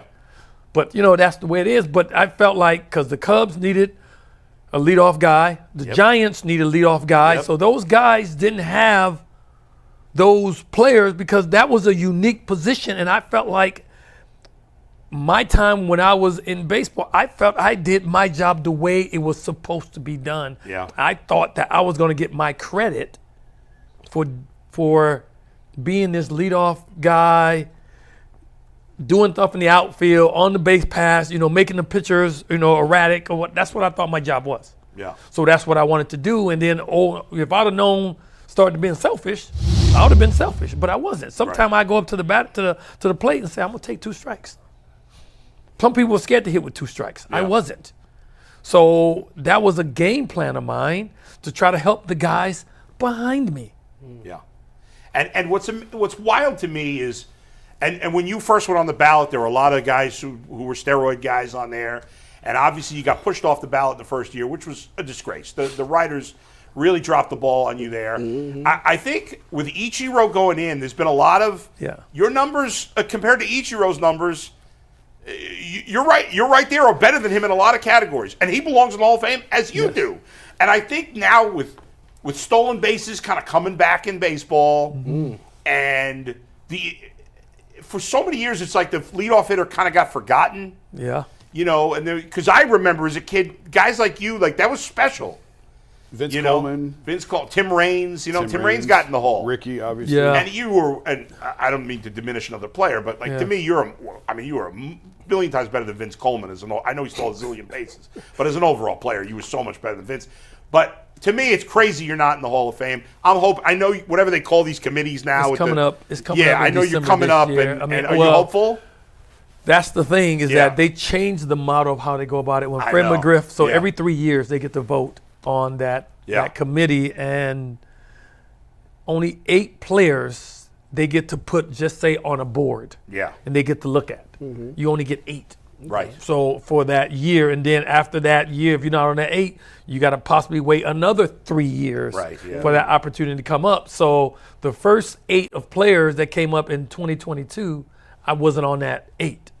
It was some guys that was with me on that 2013 Hall of Fame ballot, and some guys had some questionable situations, during that time, and they were on it again. Yeah. So I give the writers a little bit of credit, just that much, because they were trying at that time. There were some guys like you said, the potential steroid guys. Yeah. So they were trying to figure out if they want to keep them on the ballot. Right. So they had to vote for them. And then there was a few other guys that was already on the ballot, and they were trying to keep them on. So if you had 10 spots, you voted for those questionable guys to see if they're going to be on or off. And then you had the guys who were already on, and you trying to boost them up. Yeah. So when that happened, I got caught lost in the shuffle. Yeah. So, but all I was asking, give me 5% and keep comparing my numbers to other people. Right. And you can see the comparison of me and Ichiro. I understand that he played more years than me. Yeah. But a lot of my stats beat him already when he had maybe 500 more games than me. Right. So if I had 5 more 100 games, my stats that already beat him would even be even more drastic. Right, right. But I just didn't have that opportunity to be looked at. So some of the guys nowadays, some players will text me right now. It's like, dude, we did not look at your numbers that way. We know you were. That's right. You were a good player. We saw how good you was, but we didn't actually see the breakdown of your numbers. I'm like, I just did my thing, man. I feel like your game is more appreciated now. It's weird because obviously at the time your game was appreciated. Yeah. And then for a while, the guys who played like you did, I feel like were less appreciated. Yeah. And now it's swinging back again, which is why I think you're going to get in. Not that Dave Parker was, obviously Dave Parker is a very different player than you are. Mm-hmm. But I feel like, I see guys like Harold Baines and Dave Parker, and those are really good ball players.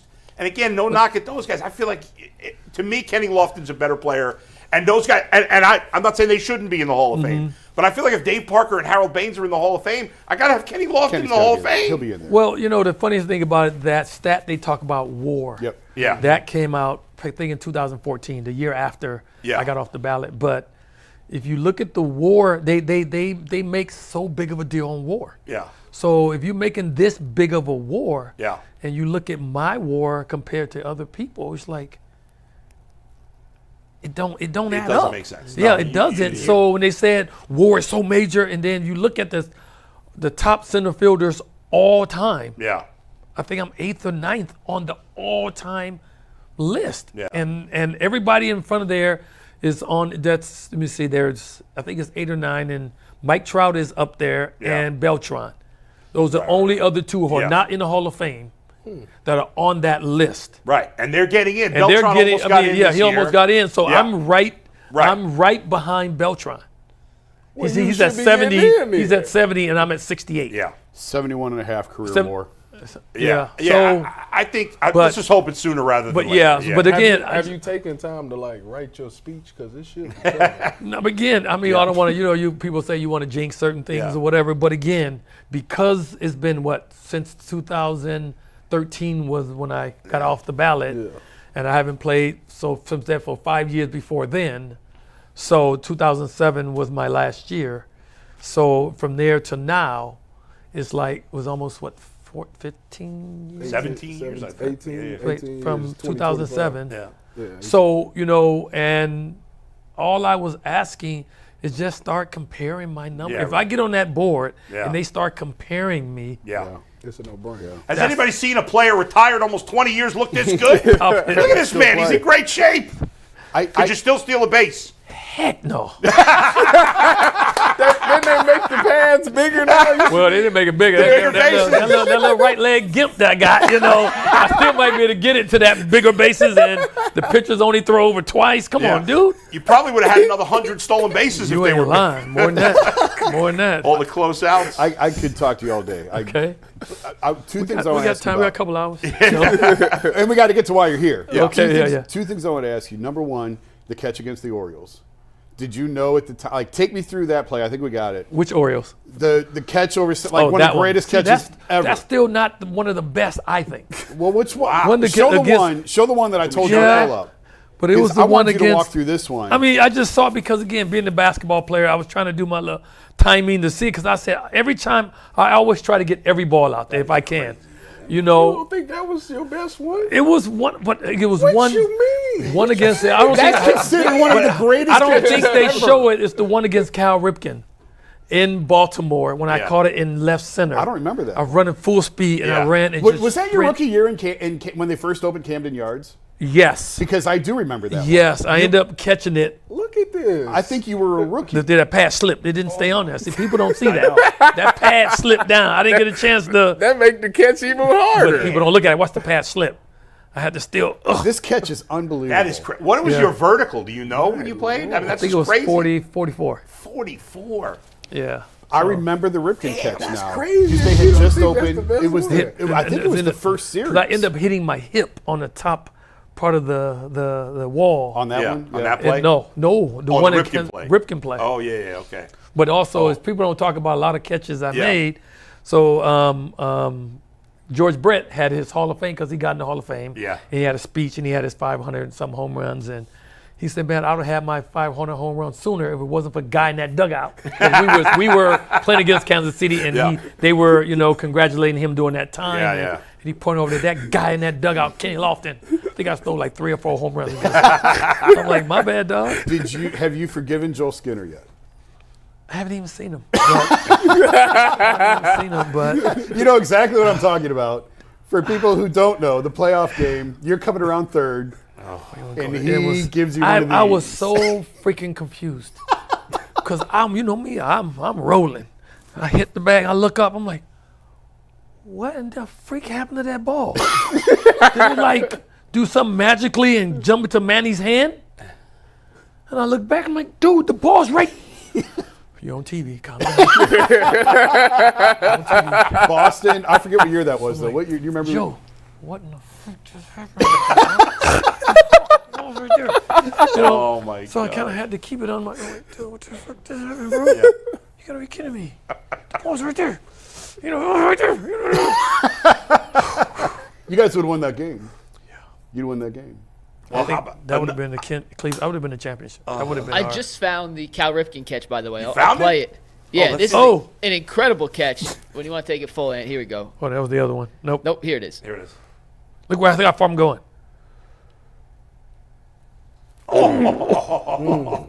That I believe that was your rookie year. Wow. Was that your Yeah. rookie year? Yeah. Because Yeah. Because I remember the announcer saying like, Go back. "Here you Oh, go." full Here's speed. Look at that. Whoa. Oh. Oh. I can feel my hip right now. I can feel my hip right now. They stole you from Houston. I can feel my hip right there. How did they? There was something that happened. Houston did something wrong that they were able to like steal you from Houston, but I don't remember No, the story. no, they didn't. No, they didn't. They what had some hap- roster something, right? No. I don't know. All I know is I keep telling people it wasn't for Charlie Manuel. So I'm in AAA, Yeah. and Charlie Manuel was with the Colorado Springs Indians, and I went to Astros. And this dude, every time we played against him, I'm gonna get you, son. Like I'm walking up to the batter's box and I'm gonna get you, son, over here. I'm like, what? I'm gonna get you. You gonna get over here? I'm like, huh? Watch. I'm gonna get you, son. I'm like, dude, I'm playing. I'm like, what are you talking about? And all of a sudden, that off season, I got traded, and I saw Charlie. He saw Charlie when I got traded, whatever, and talked to me. He said, "Told you I was gonna get you over here." Oh, you were right, Charlie. So anytime you say something, Charlie, I'm gonna believe you. We got another play we wanted Uh-oh. to show Kenny. This is from the '95 ALCS. You got it? Oh, that one. What are you talking about? No, I don't have anything. Oh, I'm sorry. You got that one? My bad. I guess Steve Becker. How about when I was got raking Randy Johnson? You gonna talk Well, how about about that this? one? Yeah. Go ahead. Slide into home in the From comeback. second, stealing home from Yeah, second yeah, base. yeah. On Well, the I wild didn't. pitch. I don't know if you call it steal from home, but I just snuck behind, some things. But again, me. People don't understand. I try to be aggressive all the time. I try to take the extra base, and once you be aggressive and you make that turn, anything can. You don't know, but you just kind of see the situation and just react. I was just a reactive type player, and when Ruben Amaro, scored or whatever, and then all of a sudden, I just turned the base. I look up, I'm like, dude, he got his back turned. They don't see me. I just kept going. So when you hit third is when you know. So would you say Jose is the closest on the current Guardians right now that runs the bases aggressively? Jose who? Ramirez? Yeah. He's not a base stealer, bro. He's not. He's a hard base runner though. They don't. The Guardians don't have He anybody. ain't got like nobody. him. Yeah, nobody really steals bases like that. But like he gets the extra base. Yeah. He's aggressive. I mean, Yeah, Trey he's very Turner aggressive on the steals bases like that to some degree, but No, guys. I mean, I Yeah. think the guy in the game right now is a guy with Cincinnati. He's Ellie De La Cruz. yeah. he's he's a freak. That guy. Yeah, he he's can play, man. He ridiculous. can Yeah, play. yeah, Who he's was your idol growing up? Like, who was the player you looked up to? I mean, I didn't really have a major. He's I more of a was basketball guy. Right? I was a Cubs fan growing up. So you were? yeah, I was. I loved the Cubs, and 2016 was a pretty cool year for me. I said I can't lose. Yeah. Cleveland win, I'm happy. Yeah. Chicago win, I'm happy. So, Yeah. but I was not on NA showing hot basketball highlights. Yeah. Oh yeah. I mean, I did all right. Yeah. Uh-oh. All right. So if you had right now, if you had to steal a base or make a three, what do you got a better shot? Oh, 3 is easy. Dunk. You ain't gotta run. You ain't gotta run. No, I can't dunk. Yeah, like Sherman Douglas. Jump pro, bro. You ain't know I had skills like that. I did. Look at You didn't know this. that? They got some other dunks out there. I Went to got. the NCAA tournament. They got some dunks. Oh, check this one out. Check this one out. Here we go. I like this. Look at. We've only got you for a couple more minutes. Yeah, yeah. Oh yeah, come We on. have to- Okay, we sorry. have to Yeah, talk we about got to the talk sports about. awards. Okay, Yeah, yeah. I do want to ask you about Albert. Okay. But the sports awards. Okay. Obviously, that's why you're here in town Yes. tonight. Are you looking forward to getting back with some of the guys? And It's always good, and Cleveland does a great job with this award ceremony. They look at certain either high school or college or professional players to try to give them their props of what they've done and appreciate what they've done for the city of Cleveland. And I think 90 for this year is the 95 team, and we put the Indians, the city of Cleveland back on the map that year. Yeah. Well, starting with 94, we should have, did some 94. It wasn't because of strike, but 95, it showed that Cleveland is on the move. We ready. Yeah. And we put that year after '94, all those games we put on that winning streak or that home sellout streak. Yeah. And the city of Cleveland just wanted to have something to cheer for. You know, that's what I love about Cleveland. They was diehards. They want to win. They want some teams that are going to go out there and compete hard and compete and what I tried to do is find a way to help lift this city up. And I think 94, 95 started that process. We started in the old stadium, but the new stadium brought that new life to the city of Cleveland. And when they were saying it was that 10th man, oh God, other teams dreaded coming into Cleveland. Really? Yeah. Because the fans going crazy, and we had that attitude, that never die attitude in 95, 94, 95, and we could be down 3 or 4 or 5 runs coming in the 8th or 9th. Other teams say, we better put our clothes in early because this team ain't no joke. Well, and you had like Tommy batting 8th, I think. I know, him and Manny down there in the order, and we just had some players that started that rise as young players and just kept going. And like you say, you want to talk about Albert, but dude, that dude was something else, bro. Tickets are still available. Tickets are still available. ClevelandSports.org, right? Who's on the panel tonight? It's you, AB. To be honest, I know it's me. I think Nagy. I think it's Tommy.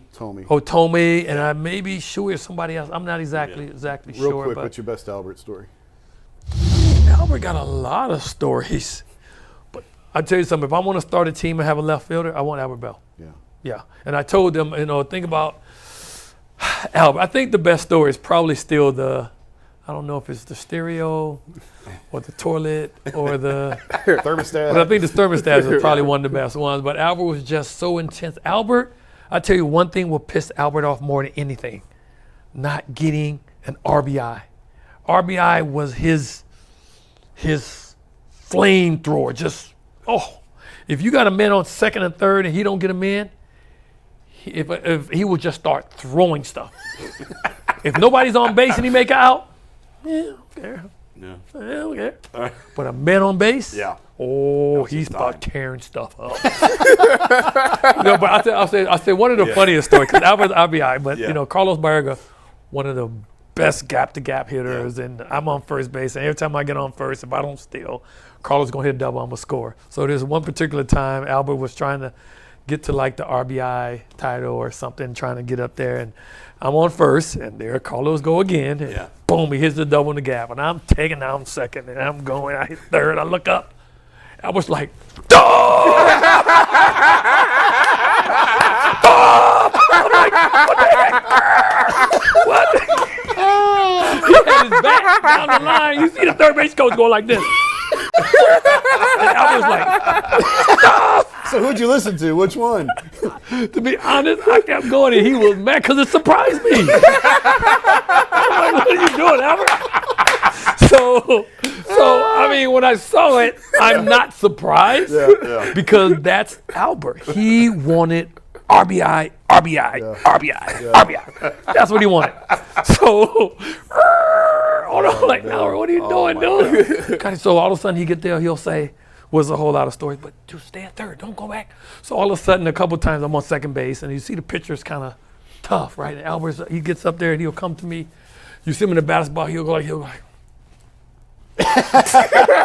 like, oh shoot, he wants me to steal third, because the guy, he's gonna hit a fly ball and he gets the RBI. So one time I did a perfect fly ball, RBI. He's kidding, that was perfect. Where'd he go? So next time over there, I'm like, Albert, the dude is slide stepping by. I'm on second, dude. So I tried to go to third. Out! Come back to the dugout. Dude, what are you doing? You tell me to go. You told me to go. So, but anyone talking about the 95 season, one guy I just tip my hat to all the time is Mike Hargrove. Oh my goodness. Yeah. I feel sorry for him. His job was tough. He used to come in the clubhouse and try to get stuff done, and he'll walk in there and he just, because guys are fighting, doing all kind of stuff, rolling on the ground, all kind of stuff or whatever. It was like a madhouse. But when it comes to getting prepared for the game before a certain time, around 6:15, it's a morgue. Guys are preparing. Getting before that, it's like Bad News Bears all over the place. Guys, the Julian Tavares, Espinosa, Wayne Kirby, they're always fighting and doing stuff. But then 6:15, Ready to go. it's time. I like that. It's ready to go. It's on. That's All right, wild. we're getting yelled at. Sorry, Yeah, sorry, my bad. It's on me. Hey, I got to tell you It's on me. real quick. I was 20 years old, had braces on. I was a new reporter, first time in the clubhouse. Oh, boy. I talked like this. I was so excited to be in your clubhouse. And there was this guy I wanted to talk to, Kenny Lofton, and you're doing a one-on-one with somebody. And I just came walking up, and I start talking to you. And like now the gaggle comes, right? And you were so mad. You're like, well, I was just talking to this guy until this kid showed up. And I was like, I'm sorry, I don't know what I'm doing in here. And I, like for the rest of the time, I just sat there like this. I was scarred for 20 years because of you. Keep it real, man. Kenny, I'm talking to. we appreciate you so much. Thank Thank you bro. for taking the time. No problem. Everybody go see Kenny and the guys. It's going to be amazing. There are tickets still available. Great story tonight. And definitely please let us know if we can help with what you're doing out in California. We'll be happy to spread the word. Thank you for coming in studio with us. We appreciate it. Thanks a lot for having me. It was awesome, Thank you, guys. Kenny. Got it. It's All right. awesome. Let's go back to Anthony here. Oh, we're not going back to Anthony. Oh, yeah. Ultimate Cavs here, Jason. Ultimate Cavs. I Yeah. don't know when we're doing the next one. Whenever Mike tells me we're doing the next one, probably after the trade deadline. We'll probably do one 5 o'clock tonight. Oh, Mike's doing one at 5 o'clock tonight. I might join Not him. too bad for us. What We do you love it, mean Kenny. you might? I might join him. We'll see. Depends. Your basis on the show. Mike does shows all the time without telling me. Yeah. He just, Well, he just told you. That was so much fun we'll having do Kenny we'll do on. a trade deadline recap. Ultimate Cavs trade Trade deadline deadline. at 3 o'clock. We'll do a recap show at 5. Mike will be there. I may or may not be there. Kenny, that was awesome. Thank you, buddy. How much fun was it having him? He's I fun. mean, He's he's the fun. best. And it's crazy that he's not in the hall, and I got to believe he's going to get in there. I could talk to him for hours. That is my. Oh, my God. that's There's my so much youth. more I wanted to talk to That's about. like the stories of my youth. Yeah. We have our next guest ready, so we're going to go right to Jeff let's Howe. do it. Today Let's we're going to go. do, like Another I said, Cavs show, 5 o'clock trade deadline reaction, so make sure you guys tune into that. We're going to bring in Jeff Howe from The Athletic after a quick word from FanDuel. Super Bowl 59, one game, two teams, endless possibilities, and there's no better way to make every play more exciting than with FanDuel. Whether you're predicting the first touchdown, who will take home the MVP, or win the coin toss, FanDuel makes it easy to place your bets and feel the thrill of every moment. With live betting all game long, you can jump into the action, adjust your bets, and ride the wave of excitement from the kickoff to the final whistle. Plus, make the Super Bowl even sweeter, as new customers can score $200 in bonus bets when you make your first bet. Just place a $5 bet. If it wins, you get $200 in bonus bets. Download the app or head to FanDuel.com/UCSS to bet with FanDuel, an official partner of Super Bowl 59.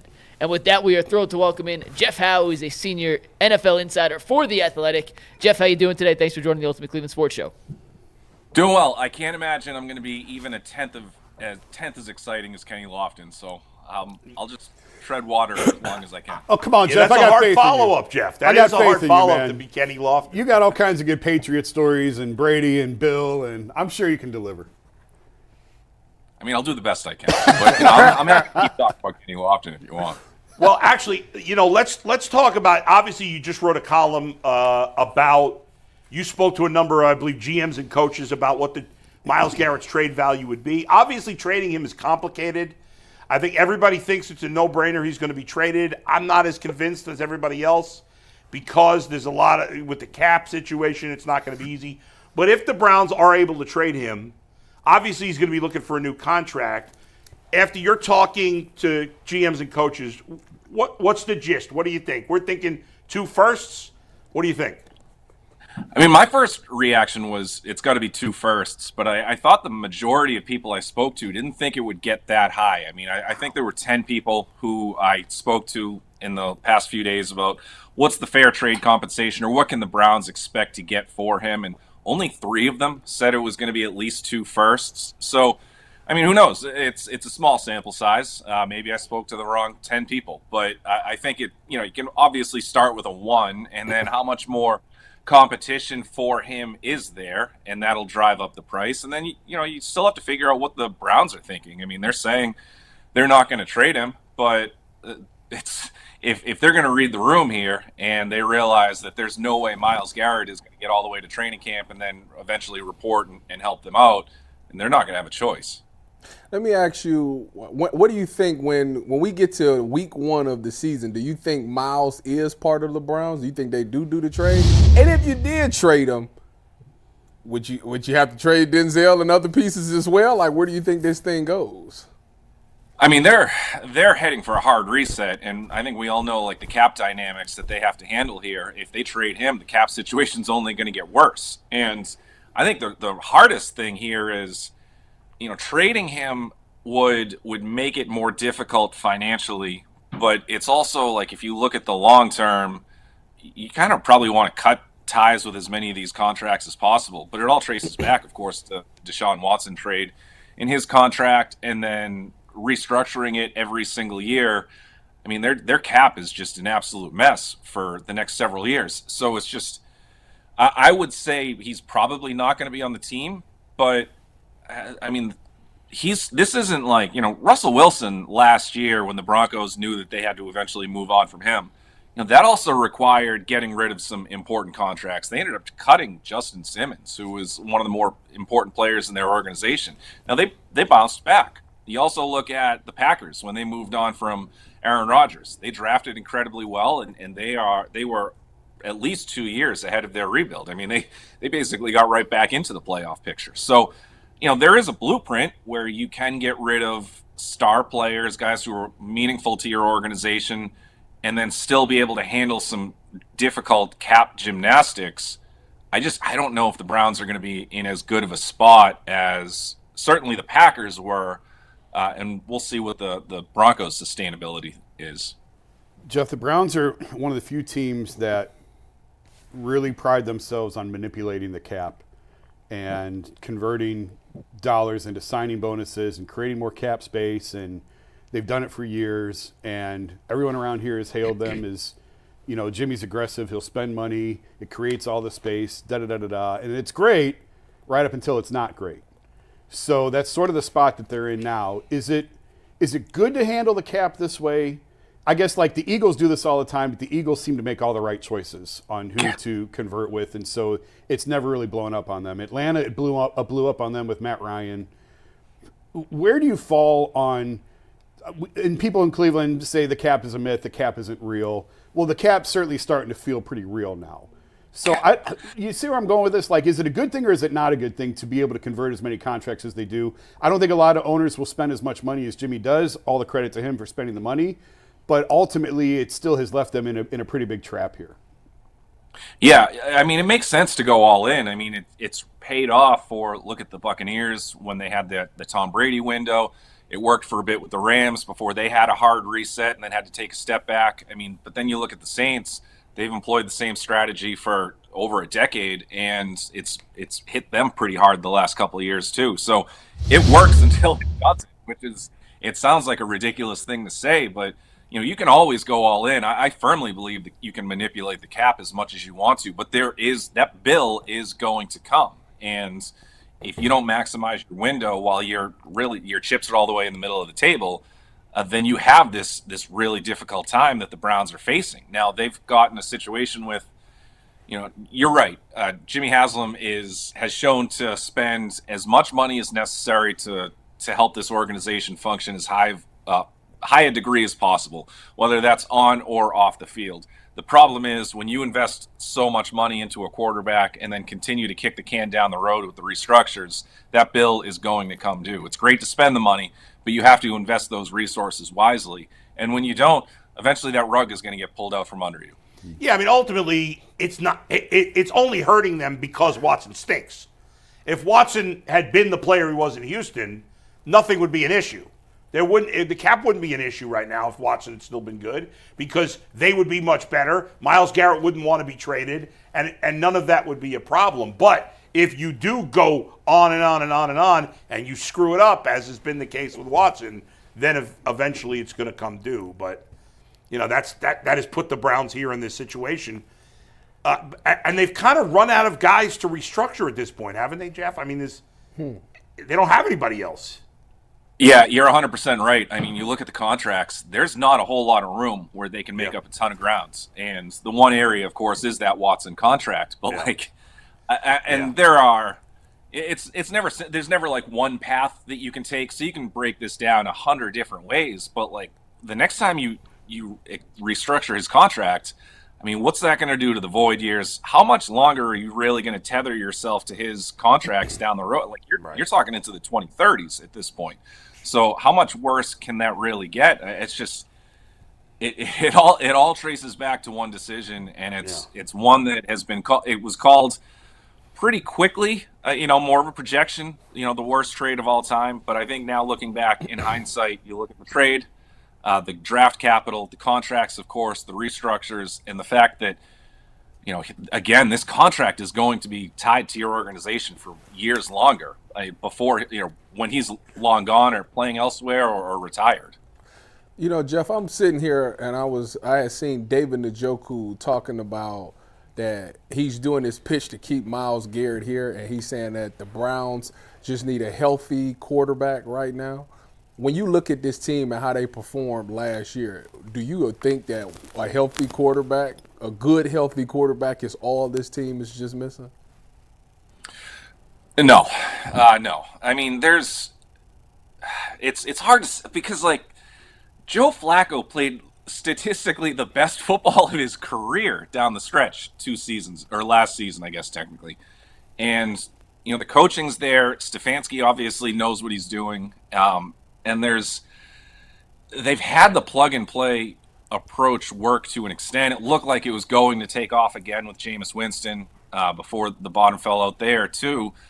There's so much more that goes into it. And that's why I think you look at Myles Garrett's statement and saying that he wants to prioritize a Super Bowl, and you never know until really the dust settles. Was it the Super Bowl? Was it the contract? Maybe it was 60-40 one way, swayed in one direction over the other. I don't know. We'll let the proof kind of show us what he means there. But if the Super Bowl is realistic, the path in Cleveland, it just doesn't exist. Not for the next 2 years. I mean, you still need that hard reset.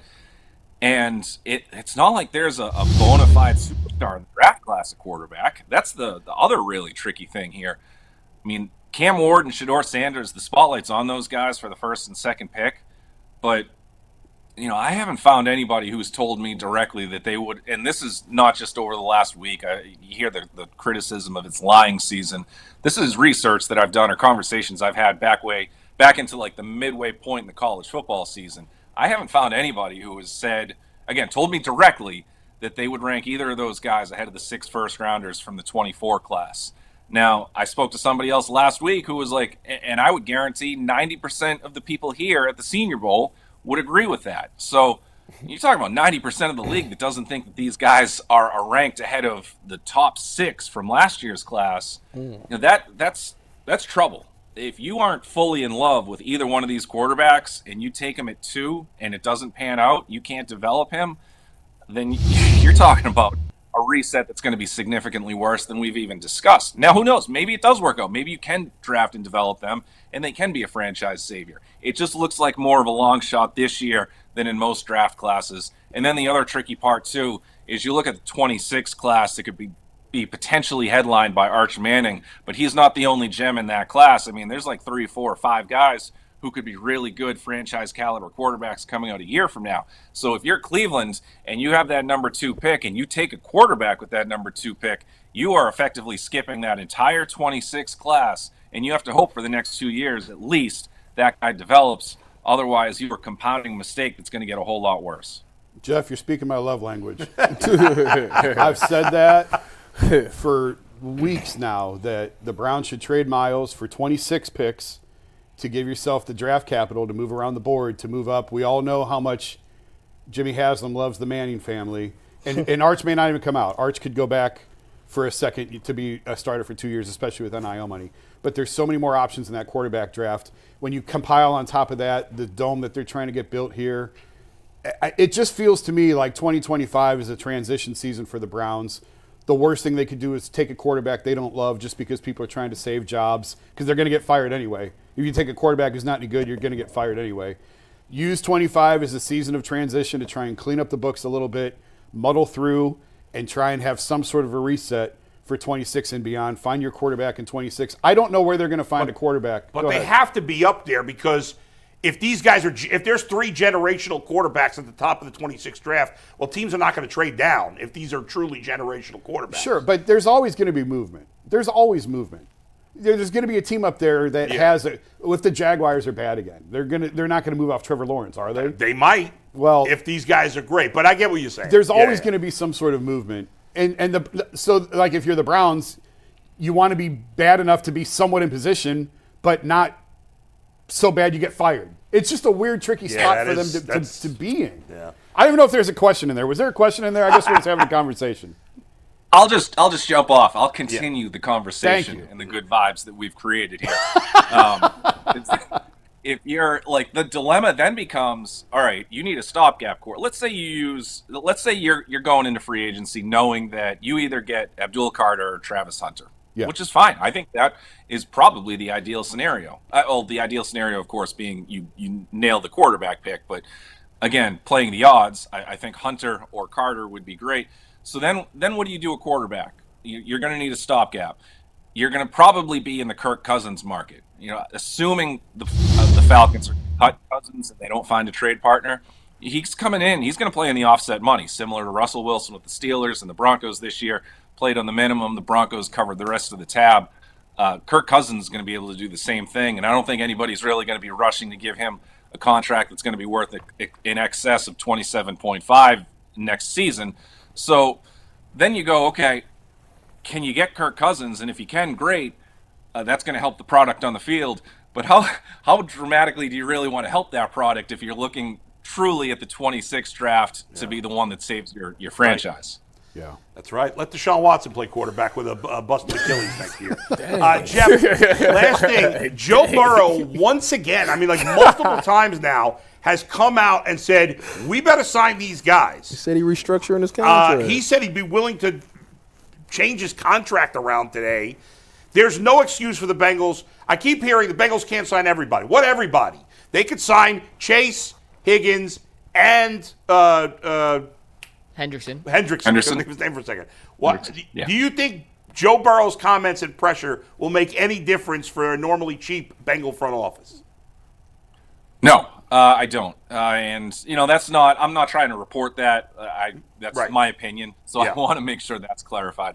But you look at the history of the organization and just the way the cap is set up across the league. And now, again, I'm fully in the camp. You can manipulate the cap any way you want. They can absolutely extend or re-sign, however you want to put it, those guys. You can keep all of them happy. You can keep that core together. You just better make damn sure that you're going to draft and help out the middle class of that roster for the foreseeable future.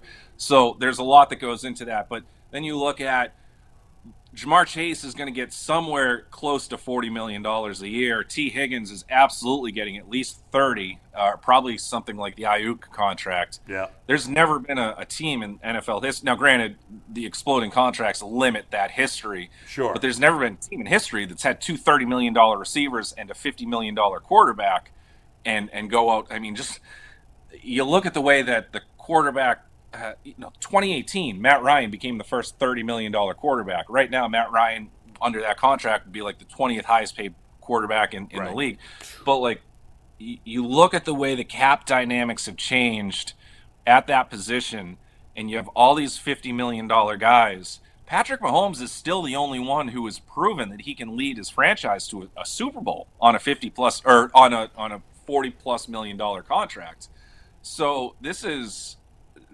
all these teams are trying to. I understand why they're doing it. I'm not saying extending Joe Burrow is ever a mistake. It's not. In my opinion, he's the second or third best quarterback in the league. So you pay whatever you got to pay. But you're still in this uncomfortable position where you're all these teams trying to knock off the Chiefs, and the Eagles are included. Somebody has to prove that they can do it with a quarterback on that type of contract. And I think that's another part of Mahomes' greatness. Yeah. Now, there's a lot more than just Mahomes and Andy Reid, of course. Yeah. But the fact that guy has been able to win multiple Super Bowls on, a $45+ $48 million a year average annual value salary is incredible, and it's furthering his gap between himself and the rest of those elite quarterbacks around the league. Last thing, is that a Dayton Dragons hat? No, this is a Lowell Spinners hat. This is the Lowell minor league Spinners baseball team. I've called games at that stadium. I've called games at the Lowell Spinners Stadium. We sure you have. Here we go. Minor league baseball players. It's called minor league baseball. It's we stayed in a nice hotel outside of Lowell. Next to it was the like toilets. a DoubleTree Inn or something. Can you make it through an interview without talking about the Bengals minor league baseball? Probably not. Or pizza in Brooklyn? Probably not. Thank you, Jeff. All right, Jeff, we appreciate it, man. Thank you so much for coming Thanks, on the Jeff. Sports Show today. Thanks, buddy. Always Nice happy follow. to talk Lowell and Kenny Lofton. Thanks, guys. That was Jeff Lowe. You can find him on The Athletic. Guys, we're going to pivot and talk a little Denzel Ward after a quick word from Game Time. Looking for tickets to your next big event, concert, comedy show, Cavs game. Find the right ticket at the right price. With Game Time, it takes the headache out of doing it without the Game Time Picks feature. With Game Time Picks, it filters through the fluff, showing you only the best deals so you don't have to waste time searching through endless ticket listings. The best part, you're covered with Game Time's lowest price guarantee if you find a better deal somewhere else. They'll refund 110% of the difference, plus your tickets are guaranteed to be delivered on time with easy cancellation options if something comes up. Take the guesswork out of buying tickets with Game Time. Download the Game Time app, create an account, and use promo code LOCKEDON for $20 off your first purchase. Once again, create an account, redeem code LOCKEDON for $20 off. Download Game Time today. Last-minute tickets, lowest prices guaranteed. We talked about Myles Garrett's media tour at Radio Row yesterday, but Denzel Ward was also there. David Njoku's doing interviews as we speak. And Denzel Ward caught up with Mary Kay Cabot. And I want to read you one quote from the article that Mary Kay wrote about Denzel Ward. And I quote, "I'm not going to say I don't want to be here. I definitely want to be in Cleveland and play for Cleveland, but I think it's just tough. I would hope we wouldn't trade a guy like Myles Garrett away. That would be hard to see, and I would have to see the idea of, are we trying to win if we're really trading away Hall of Fame players like that? We've just got to wait and see what happens, but I want to play with Myles, though," end quote, hinting at the possibility he may question his future with Cleveland if the Browns trade Myles Garrett. And you said he wouldn't do that, Tyvus. Yeah, Tyvus. What's up? What's up with your What, boy? about him asking for a trade? Well, he's not asking for a trade. He said he might have to think about it. But he's He's in no position to do Yeah, so that. Denzel, I don't think Denzel's leaving. I just don't think he. I mean, I think Jason brought up a great point with the concussion things. That's absolutely on the top of everybody's mind, especially how the league is being sensitive with that. But I just don't you're not. I don't know what the demand for him would be. He's definitely getting up there. What is Denzel now? 27? He's 29, isn't he? No, he ain't sure. 29. He like 28, 27, He 28. was the 18 class, same as Baker. He's 27, turning 28 in April. So he's 28. All right, so when you get to about 31, that's when they. Yeah, they're not trading Denzel Ward. I don't. If see the Browns it. are trading Denzel Ward, it's because they want to, not because he made them. Correct. And he has I shouldn't say no value. His value is diminished because of the health issues. But I unlike- understand what he's saying Yeah. for sure, though. Like that's not just anybody in that locker room. If you trading away your Hall of Fame player, Yeah, I get like, it. how are you telling me that you're trying to win this year? Like that's so I understand what the frustration of all the players in the locker room would be. He's kind of forcing their hand, True. but That's true. No, he's not. He's trying to. Well, he's trying trying to force to. their hand. He's not forcing their hand. Again, I'd trade him. Yeah. I'd trade him. Right, but not because he's asking for it. No, it's. But what I'm saying is, it's unfair of the other players to say, "Well, why are you trading him?" When the players always support each other and he wants to be traded. Right, yeah. So I don't think of course, every team wants to win, but what does Denzel Ward think? He's not an idiot. He's got to realize the Browns have no chance of really winning this year, whether Myles Garrett's here I or don't not. know. David Njoku said that they're just a healthy quarterback away. Okay. From being competitive. Maybe they sneak in. Again, it goes back to what I said earlier. What Yeah. are you trying to do? What are we trying to accomplish? Are you We're trying trying to sneak be in? the 7th seed. Are you trying No. to sneak in as the last seed so you can lose in the We're first trying to round? be the 7th seed. You could do that. You want to play meaningful You could do football. that. That's it. Who was As a the player, 7th seed yeah. this year? The Broncos? It was the, Yes. yeah, it was the they're seventh Broncos. seed. You could do that. You could do that. And you know what else you're going to do by doing that? You're going to take yourself out of position to get a franchise quarterback in 2026.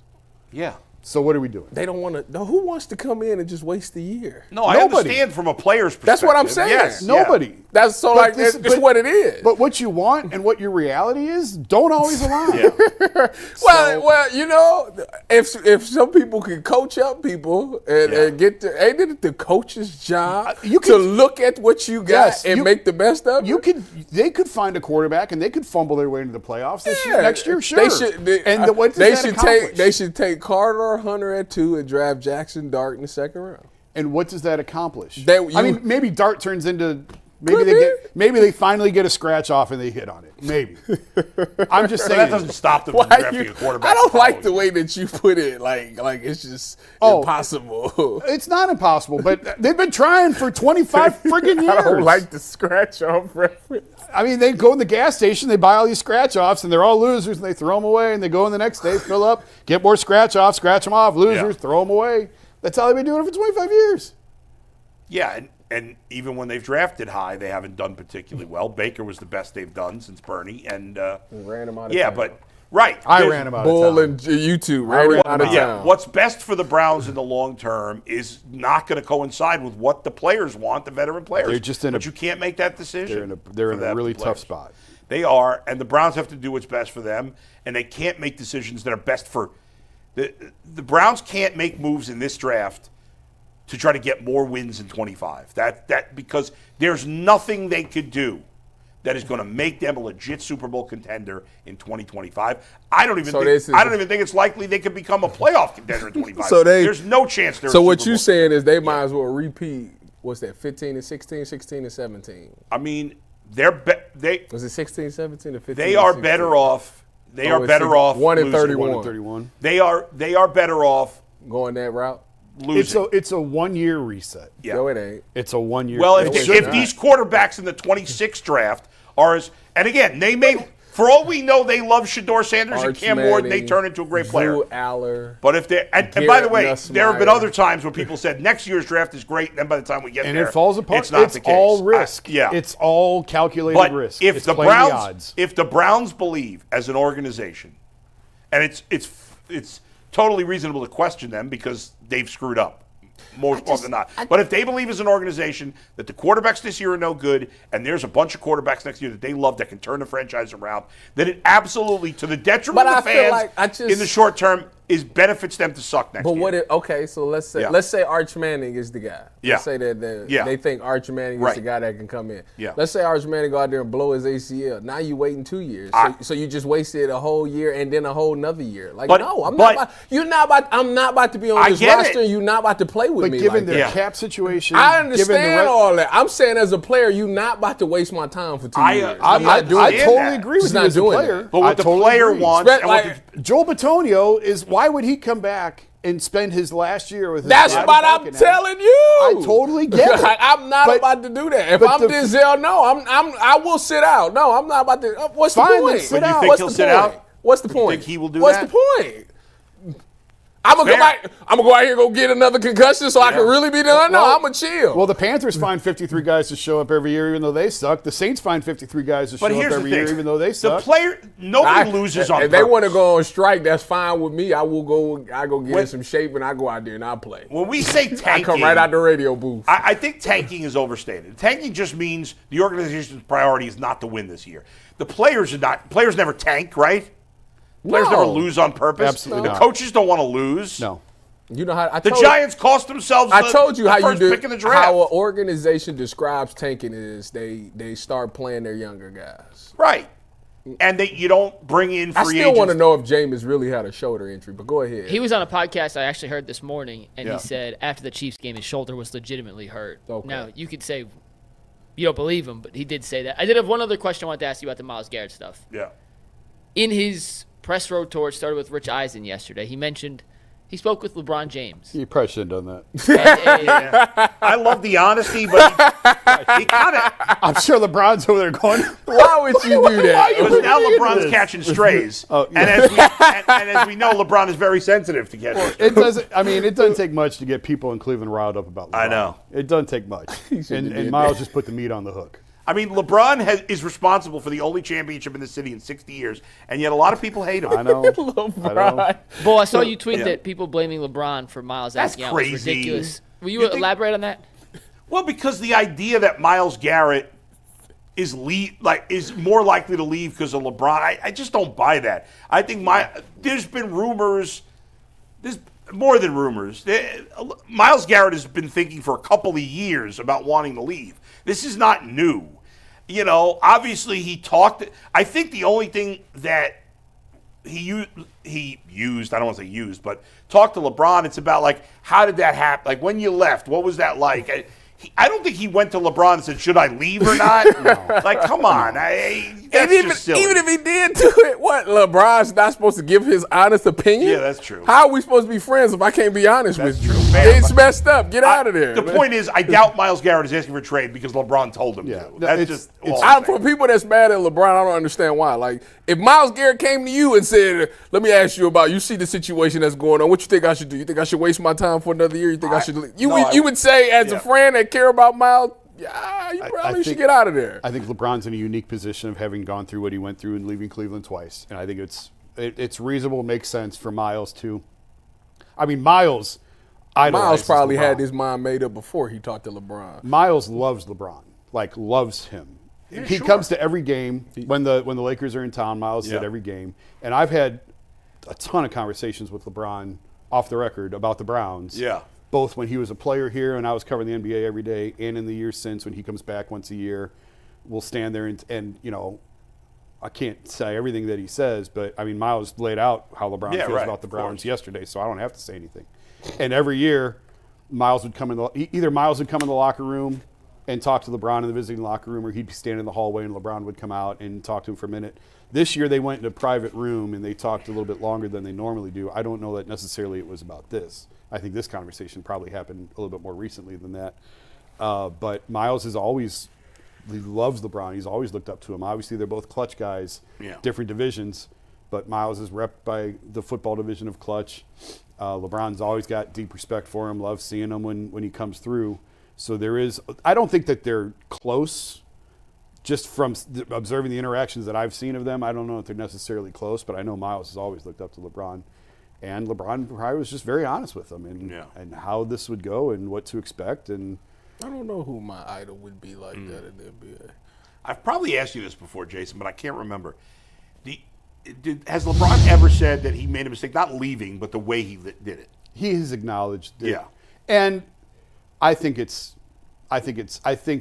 I mean, maybe not to the degree that it was. Yeah. People still would have been irate for him leaving. It doesn't matter how I he have did it. always believed that, because I always said, I just want crazy. 28 minutes of my life back. This is crazy that people kill him, and I always felt like people used how he did it as an excuse for their being angry. And they still would have been angry. It still would have been awful and not quite as bad. He made us sit for 28 minutes just to say, I'm going to South Beach. I remember. Taking my talent. I'm taking my talent. I'm like, man, bro, you did a whole 30-minute special. You could have just tweeted that out. And LeBron will say, we raised a lot of money for kids, so it's not that bad. Ultimately, it's not that bad. Could have done other things to raise I know. money for But kids. I think now he realizes probably could have done it differently, could have handled it. He's grown up a lot. He was really immature back then.